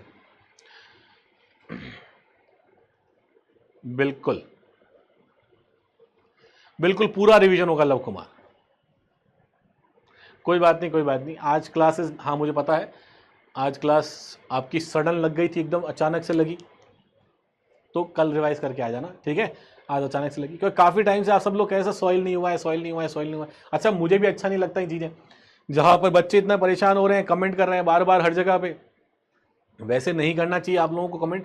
देखो टीचर की रिस्पॉन्सिबिलिटी, जब इतनी जिम्मेदारी से मैंने आप लोगों को पढ़ाया है इतना डिटेल के अंदर, तो फिर ये टॉपिक छोड़ के मैं जाऊँगा क्या? मैं करूँगा कैसे? ठीक है? तो एज अ टीचर भी मुझे लगता है ना कि कोई किसी भी बैच में मैंने आज तक कोई भी सिलेबस पेंडिंग रखा नहीं। लगभग 78-79 बैचेज हो गए। ठीक है? और मैंने ये चीज़, हाँ, लगभग 78-79 बैचेस में पढ़ा चुका हूँ हर जगह पे।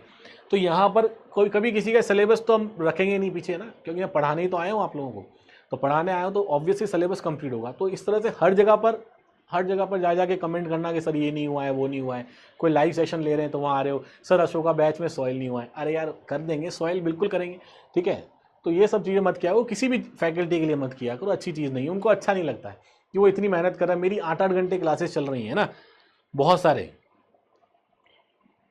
हाँ, ठीक है ना, बहुत सारे क्लासेस वैसे भी चल रही हैं। हाँ, हर्षित ने नहीं किया था, बात सही है, ये बात तो सही है। ठीक है ना, तो बहुत सारी क्लासेस चल रही होती है, वो 8-8 घंटे क्लासेस चल रही हैं, आप लोगों के लिए प्लानिंग्स चल रही हैं। एसएससी का क्रैश कोर्स जो आज से शुरू हुआ है, इसकी कंप्लीट प्लानिंग चल रही थी कि सर कैसे शुरू किया जाए, ठीक है,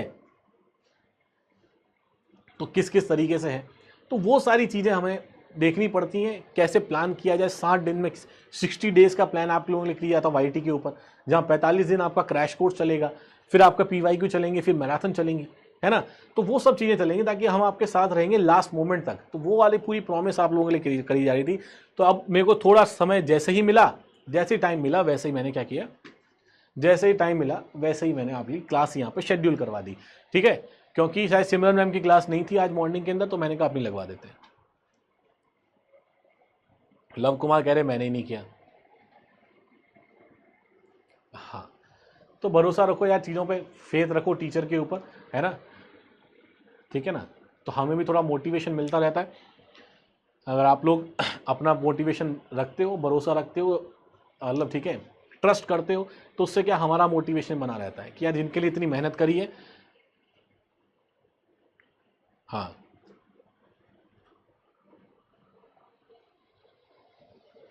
thank you so much Aditya, thank you, है ना, तो ये सब चीज़ें ध्यान रखा करो, थोड़ा सा ध्यान रखो, हर जगह प्लेटफॉर्म पे जाके अच्छा नहीं लगता है लाइव, है ना। हाँ, अभी स्टील ही चल रहा था हर्षित, 2-3 बैचेस के अंदर स्टील चल रहा था, उनसे पूछना है स्टील में कितना मजा आया। स्टील मैंने लगभग उनको 70 घंटे पढ़ाया। अब मैं यही कहता हूँ कि यार आप लोगों से पता नहीं क्यों इतना प्यार है कि मैं एक्स्ट्रा पढ़ाता चला जा रहा हूँ। दूसरे बैचेज में 60 घंटा एक्स्ट्रा पढ़ा दिया, अब ये जो 20-22 घंटे चलेंगे तो ये भी आपके पास एक्स्ट्रा ही चल रहे हैं, है ना। हाँ, तो लगभग अब मैं तो एक्स्ट्रा ही पढ़ा रहा हूँ बच्चों को, तो मैं क्यों पीछे हटूंगा, ठीक है, क्यों पीछे हटेंगे उन चीज़ों के लिए, नहीं हटेंगे यार, लास्ट तक साथ में आपके लिए, ठीक है। देखो यहाँ पर, thank you so much Ganesh. अब यहाँ देखो, यूयू टेस्ट के बारे में कुछ इंपॉर्टेंट पॉइंट समझना बहुत ध्यान से, ये पॉइंट डायरेक्ट पूछे जाते हैं। अब देखो सीबीटी 2 हो गया है, तो सीबीटी 2 में भी चीजें पूछी जा सकती हैं, तो थ्योरी को थोड़ा बढ़िया तरीके से समझना जरूरी है, हमें यहाँ पर थोड़ी स्ट्रैटेजी चेंज करनी पड़ेगी, ठीक है। अब सीबीटी 2 जो आ गया है, ठीक है, स्टील आपका शायद थोड़ा लास्ट में प्लान्ड है ना, स्टील लास्ट में प्लान्ड है, तो स्टील को बढ़िया तरीके से उसमें पढ़ेंगे। आदित्य कह रहे हैं बात करनी है सर, थोड़ी सी आपसे बात करेंगे आदित्य, बात करेंगे, अभी क्लास में नहीं, लेकिन बाद में बात करेंगे। आप टेलीग्राम पे मैसेज कर दो कभी भी, कोई दिक्कत नहीं है, ठीक है, क्लास के बाद कर देना मैसेज, कनेक्ट कर लेंगे हम लोग आपस में, ठीक है।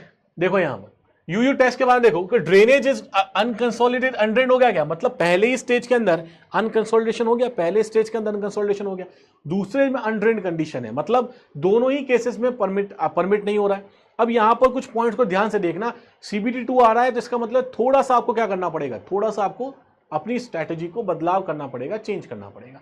क्या क्या चेंज करना है बता दूंगा टाइम रहते मैं आपको, लेकिन जब सीबीटी 1 हो जाएगा उसके बाद बताऊंगा कैसे चेंज करना है बढ़िया तरीके से, क्योंकि ये चेंज आपका यूपीपीएससी एई में भी हुआ था, ठीक है, यूपीपीएससी एई में भी हुआ था। सीबीटी 2 आपका आरआरबी जैसे एग्जाम्स में भी होता है, आरआरबी मैंने निकाल रखा है तो मुझे पता है सीबीटी 2 का मतलब क्या है, वहां पे भी सीबीटी 2 होता है आपके पास टेक्निकल, है ना, तो वो चीजें होती हैं। यूपीपीएससी एई जैसा एग्जाम होता है जहां सीबीटी आपके पास होता है मेंस में, तो बहुत सारी आपको थोड़ी स्ट्रैटेजी चेंज करनी पड़ेगी, उसीलिए ये जो पॉइंटर्स होते हैं डिटेल पॉइंटर्स, ये वहां काम आएंगे। तो जो आपको अभी तक ऊपर ऊपर से पढ़ाए जा रहे थे वो दिक्कत हो जाएगी आपको, है ना, ऊपर ऊपर से पढ़ने वाले अब लोग बाहर हो जाएंगे, सीबीटी 1 तो निकाल लोगे, 2 में जाके गड़बड़ हो जाएगी सब चीजें, वहां पे हवा नहीं लगेगी क्या हो रहा है ये, सर ये क्वेश्चन कहां से आ गया, कौन से दुनिया का क्वेश्चन है ये तो हमें पढ़ाया ही नहीं था, क्लास तो मजे मजे में निकल गई, पता ही नहीं चला क्या हो रहा है। तो ये डिटेलिंग जो है ये पहले से हमें कुछ इंटरनल यूज तो होती है, तो ये तो पहले से मुझे पता है कि कुछ ना कुछ चेंजेस इस बार होने थे पैटर्न के अंदर, है ना, पैटर्न में कुछ ना कुछ चेंजेस होने थे, इसीलिए हर बैचेस को मैंने बहुत डिटेल में पढ़ाया है, 30-30 घंटे एक्स्ट्रा लेके पढ़ाया, क्योंकि मुझे पता है कि बच्चे सेकंड सीबीटी 2 के अंदर आके कहीं ना कहीं गड़बड़ हो जाएगी उनकी, लेकिन अब आपके साथ नहीं होगी, ये आपके लिए अच्छी बात है, ठीक है। देखो यहां पर drainage is not permitted in both the stages, दोनों स्टेजेस में ड्रेनेज परमिटेड नहीं होती, बात क्लियर है। We generally perform total stress analysis in this case, total stress analysis में यहां पर परफॉर्म करते हैं, because excess pore water pressure develops in both the cases and in the field situation excess pore water pressure cannot be measured। तो यहां पर होगा क्या कि दोनों ही यहां पर होगा क्या, दोनों ही केसेस में आपके पास पोर वाटर प्रेशर डेवलप हो रहा है, ठीक है, फील्ड कंडीशंस के अंदर आप पोर वाटर प्रेशर को कैलकुलेट नहीं कर पाओगे। तो कैलकुलेट नहीं कर पाओगे, अगर पोर वाटर प्रेशर आप कैलकुलेट नहीं कर पाते हो, इसका मतलब हमारे पास पैरामीटर इफेक्टिव स्ट्रेस तो रहने वाले नहीं है, टोटल स्ट्रेस पैरामीटर्स हमारे पास रहेंगे। ठीक है, टोटल स्ट्रेस पैरामीटर्स हमारे पास रहेंगे। तो strength does not built up in both the stages and hence the Mohr failure envelope comes out to be horizontal. सबसे ज्यादा पूछा जाने वाला स्टेटमेंट है ये, सबसे ज्यादा पूछा जाने वाला स्टेटमेंट है कि यूयू टेस्टिंग के अंदर मोर सर्कल एनवेलप, जो मोर फेलियर एनवेलप होता है, वो मोर फेलियर एनवेलप कैसा रहेगा, तो मोर फेलियर एनवेलप रहता है हॉरिजॉन्टल। सबसे ज्यादा बार अगर कोई क्वेश्चन पूछा गया है इन सारी टेस्टिंग्स में से, तो वो ये वाला क्वेश्चन है विच इज स्ट्रेंथ। ये वाला क्वेश्चन सबसे ज्यादा बार पूछा गया है कि जो मोर फेलियर एनवेलप है वो क्या रहेगा, हॉरिजॉन्टल रहता है। यहां बता के बताऊंगा मैं भी आपको। तो we do not get progressively larger Mohr circle for identical specimen. ठीक है, जैसे अभी पिछले टेस्ट में देख रहे थे कि जैसे जैसे बढ़ा रहे थे वैसे वैसे आपके पास मोर सर्कल क्या हो रहा था, बढ़ता चला जा रहा था, प्रोग्रेसिव मोर सर्कल देखने को मिल रहे थे, वैसे यहां पर देखने को नहीं मिलेंगे। तो all identical specimen confined at different confining pressure will fail by the same amount of deviatoric stress increment। इसका मतलब क्या हो गया कि यहां आपके पास जो डेविएटोरिक स्ट्रेस होगा, जैसे जैसे चेंज हो रहा होगा अलग अलग कन्फाइनिंग प्रेशर पर, जो सेम डेविएटोरिक स्ट्रेस आपको देखने को मिलेगा हर जगह। जो डिफरेंस आपको देखने को मिल रहा है सेकंड स्टेज के अंदर, वो सब जगह सेम देखने को मिल रहा है। इस वजह से आपके पास मोर फेलियर एनवेलप क्या आ रहा है, हमेशा हमेशा हॉरिजॉन्टल आ रहा है। तो इस चीज को हमें यहां पर याद रखना है कि मोर फेलियर एनवेलप हमेशा हॉरिजॉन्टल आता है। As all the circle are of same diameter envelopes will be horizontal, इसलिए horizontal हो जाएंगे।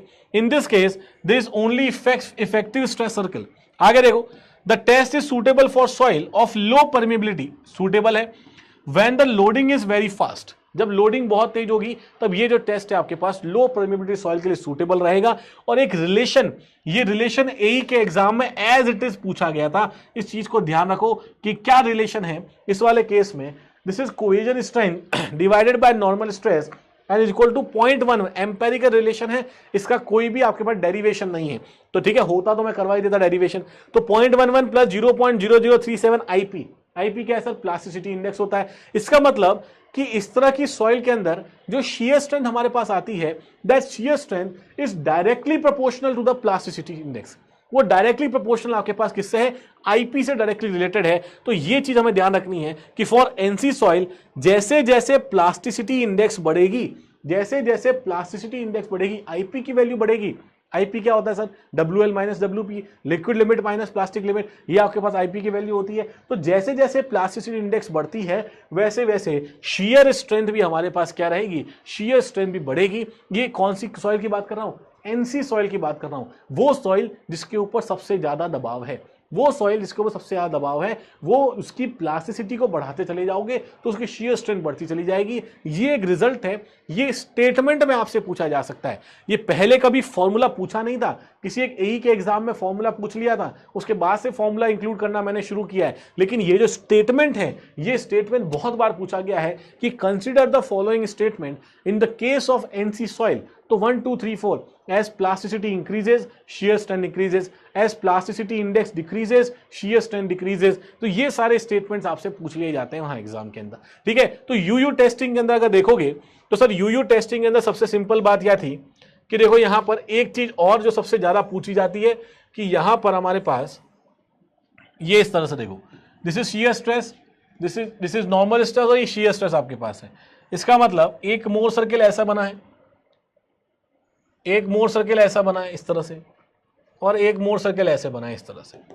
दैट मीन्स यहां देखो ये कि मोर फेलियर एनवेलप जो आ रहा है इसका, वो मोर फेलियर एनवेलप जो है वो आपके पास हॉरिजॉन्टल आएगा। कैसा आएगा, Mohr failure envelope will be horizontal. This is Mohr failure envelope, और ये है क्या सर, ये हमारे पास है हॉरिजॉन्टल। This is horizontal. तो मोर फेलियर एनवेलप हमारे पास क्या होगा, हॉरिजॉन्टल रहेगा। यूयू टेस्टिंग में एनवेलप पूछ के भी इस तरह का डायग्राम देके आपसे पूछा जा सकता है कि कौन सी टेस्टिंग से रिलेटेड है। ये भी पूछा जा सकता है कि ये हॉरिजॉन्टल किस में रहता है। ठीक है, तो अलग अलग तरीके से क्वेश्चन आपसे पूछ लिया जाता है यहां पर।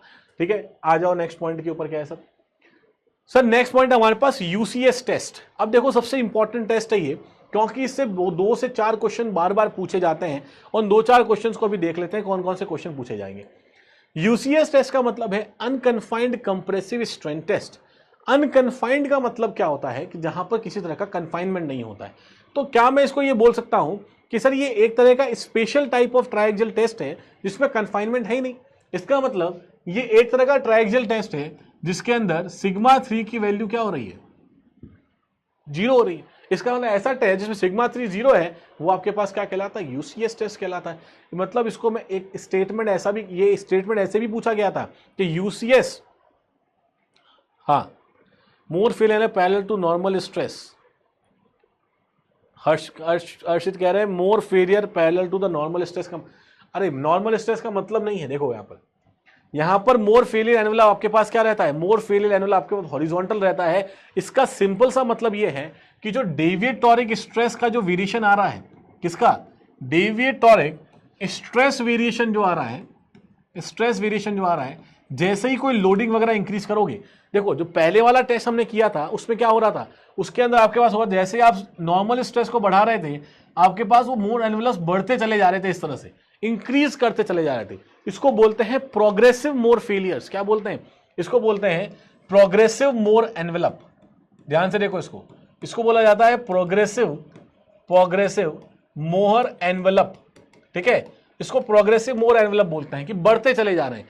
इस वाले केस में हो रहा है, इस वाले केस के अंदर क्या हो रहा है कि डेविएटोरिक स्ट्रेस की जो वेरिएशन आ रही है वो वेरिएशन मतलब जो सिग्मा माइनस सिग्मा 3 आपका वेरिएशन जो देखने को मिल रही है, ये वेरिएशन हमेशा कांस्टेंट है, ये वेरिएशन हमेशा कांस्टेंट है। इस वजह से बड़े बड़े मोर सर्कल देखने को नहीं मिलते। इस वजह से आपके पास देखो यहां पर अगर ये सिग्मा 1 है तो सिग्मा 3 है, तो ये हमेशा सेम है, ये हमेशा सेम है, इसलिए वो बढ़ नहीं पा रहे, बड़े नहीं बन पा रहे। तो एक ही सेम साइज के आपको देखने को मिलते हैं। तो जितना आपको यहां से यहां देखने को मिल रहा है उतना ही यहां से यहां देखने को मिलेगा, उतना ही यहां से यहां देखने को मिलेगा। तो मोर सर्कल हमेशा एनवेलप कैसा बनेगा, एनवेलप आपके पास पैरेलल आ जाएगा, हॉरिजॉन्टल आ जाएगा। ये इसकी बात कह रहा है, ये स्टेटमेंट यहां पर बोल रहा है। क्लियर है क्या हर्षित कि क्यों प्रोग्रेसिव नहीं बन रहा है, क्यों प्रोग्रेसिव नहीं बन रहा है, ये बातें क्लियर है, क्यों प्रोग्रेसिव नहीं बन रही, बात क्लियर है।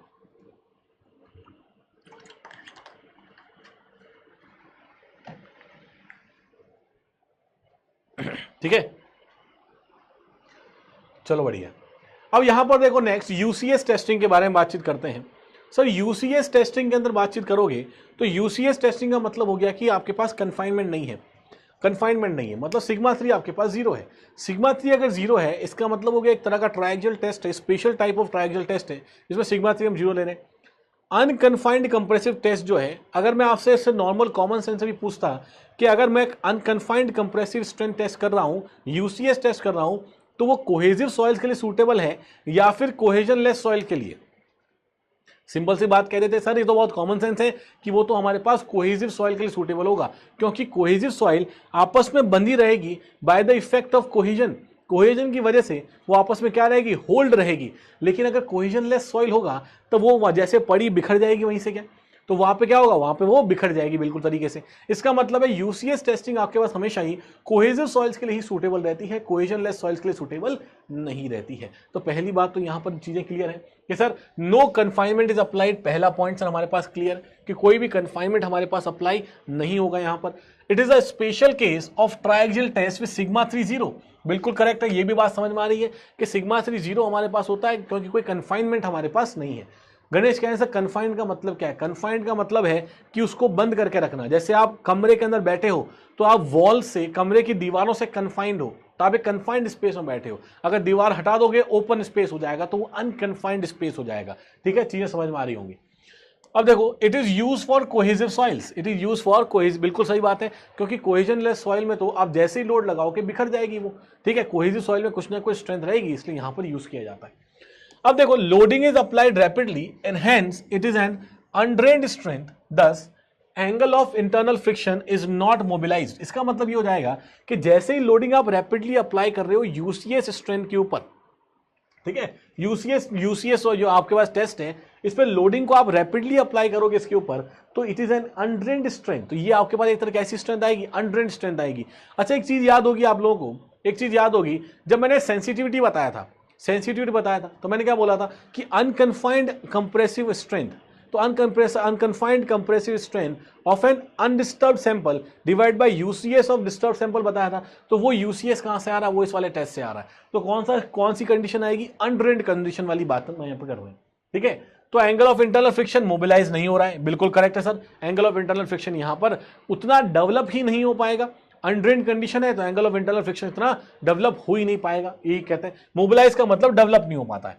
नेक्स्ट देखो, as there is no confinement only one Mohr circle is obtained. क्योंकि यहां पर किसी तरह का कन्फाइनमेंट नहीं है तो यहां पर सिर्फ और सिर्फ एक मोर सर्कल ही आप ऑब्टेन करोगे, एक मोर सर्कल, क्योंकि सिग्मा 3 की वैल्यू 0 है और वो मोर सर्कल भी आपके पास ओरिजिन से ही शुरू होगा। कहां शुरू होगा, ओरिजिन से स्टार्ट होगा, क्योंकि सिग्मा 3 की वैल्यू 0 आ रही है। बिल्कुल ठीक है sir. So this test can not be use for sand और कोर्स ग्रेन सॉइल। क्यों यूज नहीं कर सकते, पता है, क्योंकि कन्फाइनमेंट नहीं है। क्योंकि सैंड और कोर्स ग्रेन सॉइल्स वो आपके पास बिना कन्फाइनमेंट के खड़ी नहीं रह सकती। कोई मिट्टी लेके आना और मिट्टी को ऐसे ब्लॉक को रखना, तो जैसे ही वहां ब्लॉक को रखोगे, ब्लॉक क्या होगा, सेटल बिखर जाएगा इस तरह से, क्योंकि कोई कन्फाइनमेंट नहीं है। उसको किसी डब्बे के अंदर रखोगे तो उसी शेप में रहेगा, ठीक है। तो कुछ ना कुछ कन्फाइनमेंट की जरूरत पड़ती है सैंड को और कोर्स ग्रेन सॉइल्स को। यही अगर क्ले उठा के ले आओगे तो जिस शेप में लाओगे उस शेप में रह जाएगा बिना किसी कन्फाइनमेंट के भी, ठीक है। तो because of the cohesion, simple सी बात है।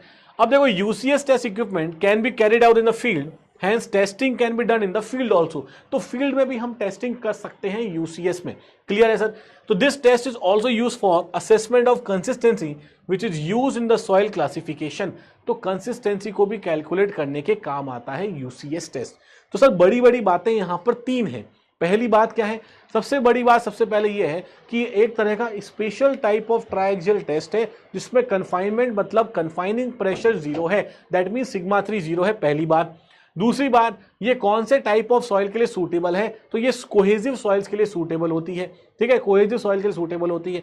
तीसरी बात, इसमें सर मोर सर्कल कैसा बनता है, तो यूसीएस टेस्ट के अंदर जो मोर सर्कल फॉर्मेशन होगा वो एक ही सिंगल मोर सर्कल बनेगा, क्योंकि कन्फाइनमेंट कुछ भी नहीं है इसमें, मतलब सिग्मा 3 आपके पास 0 है। तो यहां पर देखो कि सर यहां पर एक बार मोर सर्कल बना के दिखा दो, एक बार मोर सर्कल बना के दिखा भी दो। तो देखो ये रहा आपका मोर सर्कल। जैसे फॉर एग्जांपल यहां मैं बना लेता हूं स्ट्रेस, नॉर्मल स्ट्रेस, और यहां बना लेता हूं शियर स्ट्रेस। तो सिग्मा 3 0 है तो यहीं पर आएगा, तो सिग्मा 3 आपके पास ओरिजिन पर, सिग्मा 1 कहीं यहां पर आ जाएगा। तो ये मोर सर्कल आपके पास बन जाएगा इस तरीके से, ठीक है, ये आपके पास मोर सर्कल बन जाएगा इस तरीके से। तो सर सिग्मा 1 जो बनेगा, सिग्मा 1 बनेगा, मान लो मैं इसको बोल देता हूं क्यू नॉट, ठीक है। सिग्मा 1 को फॉर एग्जांपल मैं बोलता हूं क्यू नॉट, ये अनकन्फाइंड कंप्रेसिव स्ट्रेंथ हो जाएगी।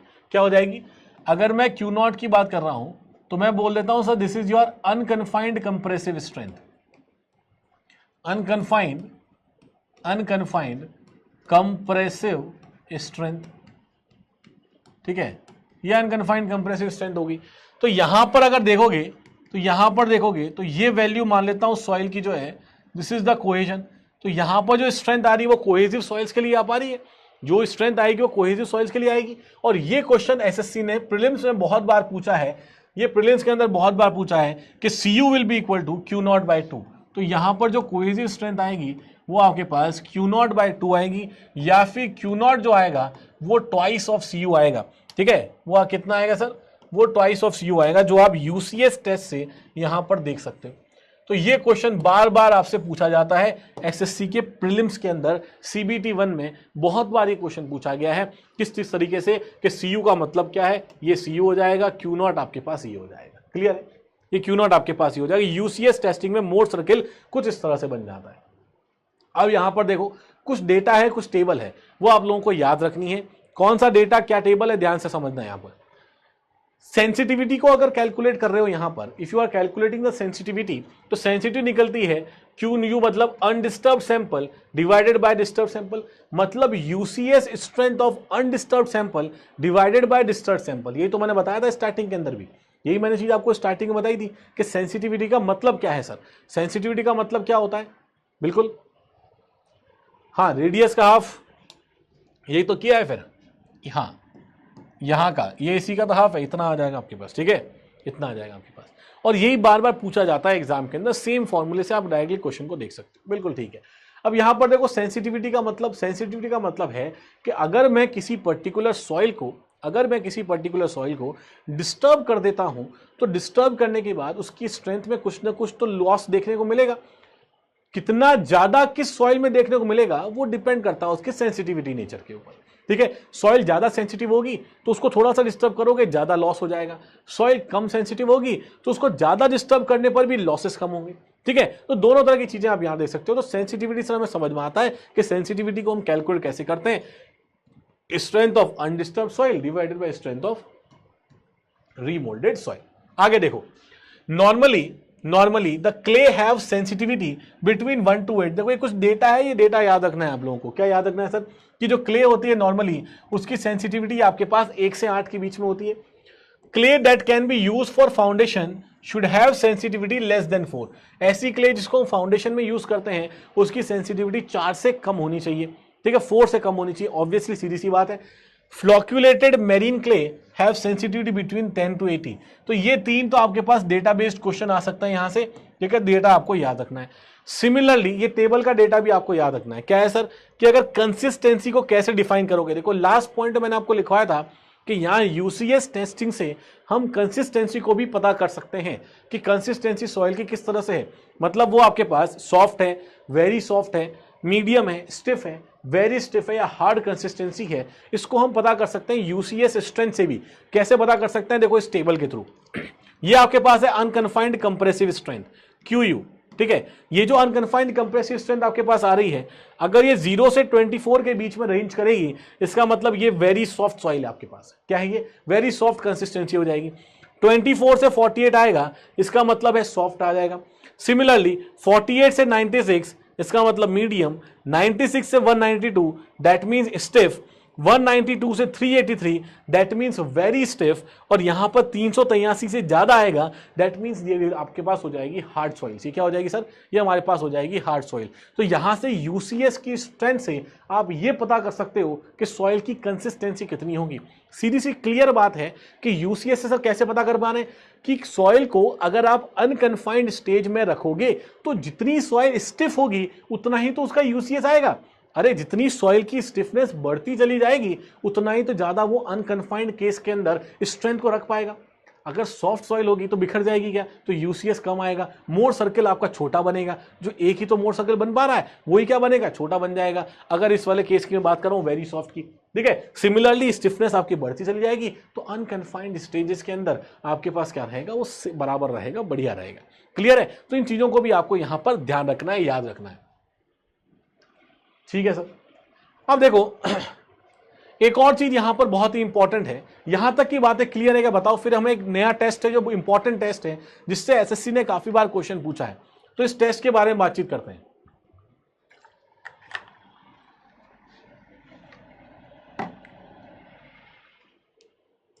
बताओ जल्दी से यहां पर वेन शियर टेस्ट, यहां तक की बातें क्लियर है।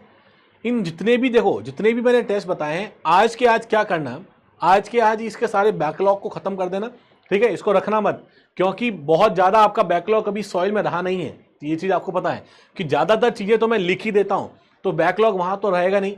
ठीक है, आज वाले में थोड़ी थ्योरी ज्यादा थी तो इसको आपको तुरंत कंप्लीट कर देना है जैसे ही क्लास खत्म होती है। ठीक है, इसको फटाफट खत्म कर देना, बैकलॉग को, सारे पॉइंट्स को लिख लेना।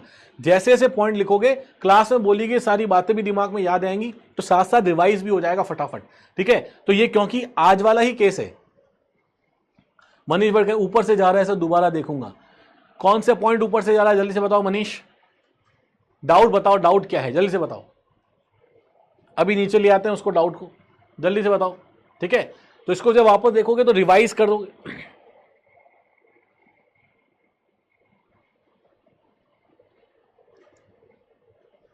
हाँ जल्दी से बताओ मनीष, क्या आंसर, क्या कौन से पॉइंट के अंदर डाउट आ रहा है?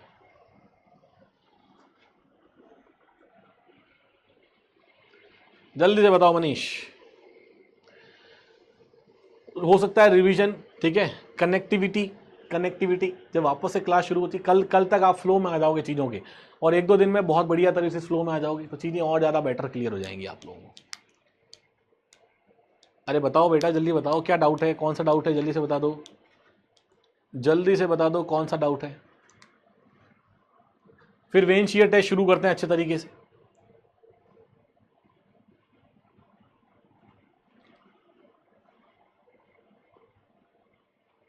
गणेश कहें सर आज के लिए बहुत है सर, बहुत है। क्या टाइम कितना हो गया है? अच्छा चलो कोई बात नहीं, कनेक्ट नहीं कर पा रहा सर, उसके लिए रिवाइज करना पड़ेगा मनीष, है ना।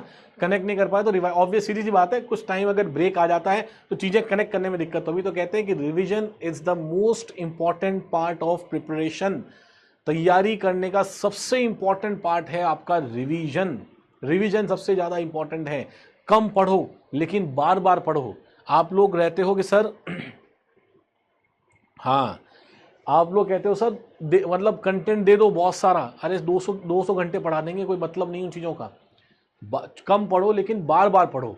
जितनी ज़्यादा बार पढ़ोगे उतना ज़्यादा आप क्या कर पाओगे, उसको रिटेन कर पाओगे चीज़ों को, ठीक है ना। तो ये चीज़ हमें ध्यान रखनी है, जितना ज़्यादा पढ़ रिटेन, रिवाइज बहुत इंपॉर्टेंट चीज़ है, रिविजन करना बहुत इंपॉर्टेंट है, ठीक है।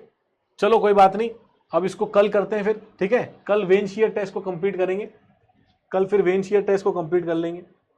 वेन शियर टेस्ट है और कुछ आपके पास छोटे मोटे रिजल्ट्स हैं और एक पोर प्रेशर कॉफिशिएंट है। तो वैसे भी आज पूरा तो हो नहीं पाएगा, ये आज पूरा नहीं हो पाएगा, तो कल इसको करेंगे, डेरिवेशन के साथ करेंगे। तो कल चीजें रिवाइज करके आना, ठीक है। कल चीजें रिवाइज करके आना, कल आप इन चीजों को रिवाइज करके आना। हाँ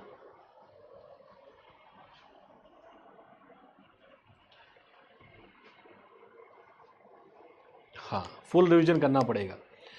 फुल रिवीजन की जरूरत नहीं है, देखो फुल रिवीजन की रिक्वायरमेंट नहीं है, फुल रिवाइज करने की जरूरत नहीं है। आपको बस एक दो लेक्चर्स के पहले वाले जो हमने शेयर स्ट्रेंथ जहाँ से स्टार्ट किया था, वो 2 लेक्चर को पढ़ लोगे या वापस रिवाइज कर लोगे, ठीक है ना, तो बहुत बढ़िया तरीके से चीज़ें क्लियर हो जाएंगी। हाँ ठीक है, तो कल थोड़ा सा रिवाइज करके आओगे तो चीज़ों को कनेक्ट कर पाओगे, मज़ा आएगा पढ़ने में। तो कल हम इसको अच्छे तरीके से पढ़ेंगे वापस से, ठीक है, इसको कल वापस से पढ़ेंगे बढ़िया तरीके से। वेन शियर टेस्ट को कंप्लीट करेंगे और सॉइल को अब एक फ्लो में पूरा लास्ट तक खत्म करते हैं, ताकि आपके पास सब्जेक्ट जो है पेंडिंग में ना रह जाए, ठीक है। सिर्फ और सिर्फ शियर स्ट्रेंथ पढ़ो, इसके अलावा पूरा पढ़ने की जरूरत नहीं है, वहीं से चीजें कनेक्ट हो जाएंगी। शियर स्ट्रेंथ के अंदर काफी सारी चीजें आपको पहले पढ़ा दी गई है, 6 घंटे का लेक्चर होगा मुझे लगता है इससे पहले वाला, वो 6 घंटे में आपको काफी सारी चीजें पता चल जाएंगी।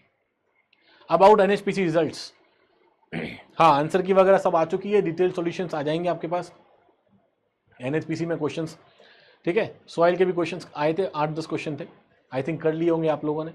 ओके सर, चलो ठीक है, मिलते हैं वापस से कल, ठीक है। टाइमिंग आपको बता देंगे, ऑल दो सेम टाइमिंग रहेगी, ठीक है, लेकिन कुछ चेंजेस हुआ तो आपको मैं टाइमिंग बता दूंगा क्या चेंजेस होते हैं। और कल से हो सकता है क्लास को थोड़ा और बढ़ा देंगे, 2.5 घंटे या 3 घंटे इस तरह से क्लासेस को रखेंगे, ताकि आप अच्छे तरीके से टाइमली आपका सिलेबस कंप्लीट हो जाए, ठीक है।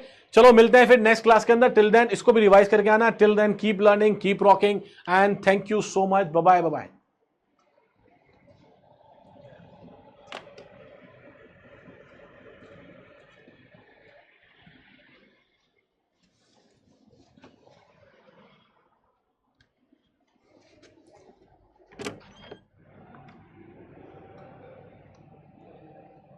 मनीष भाई बंद कर दो यार।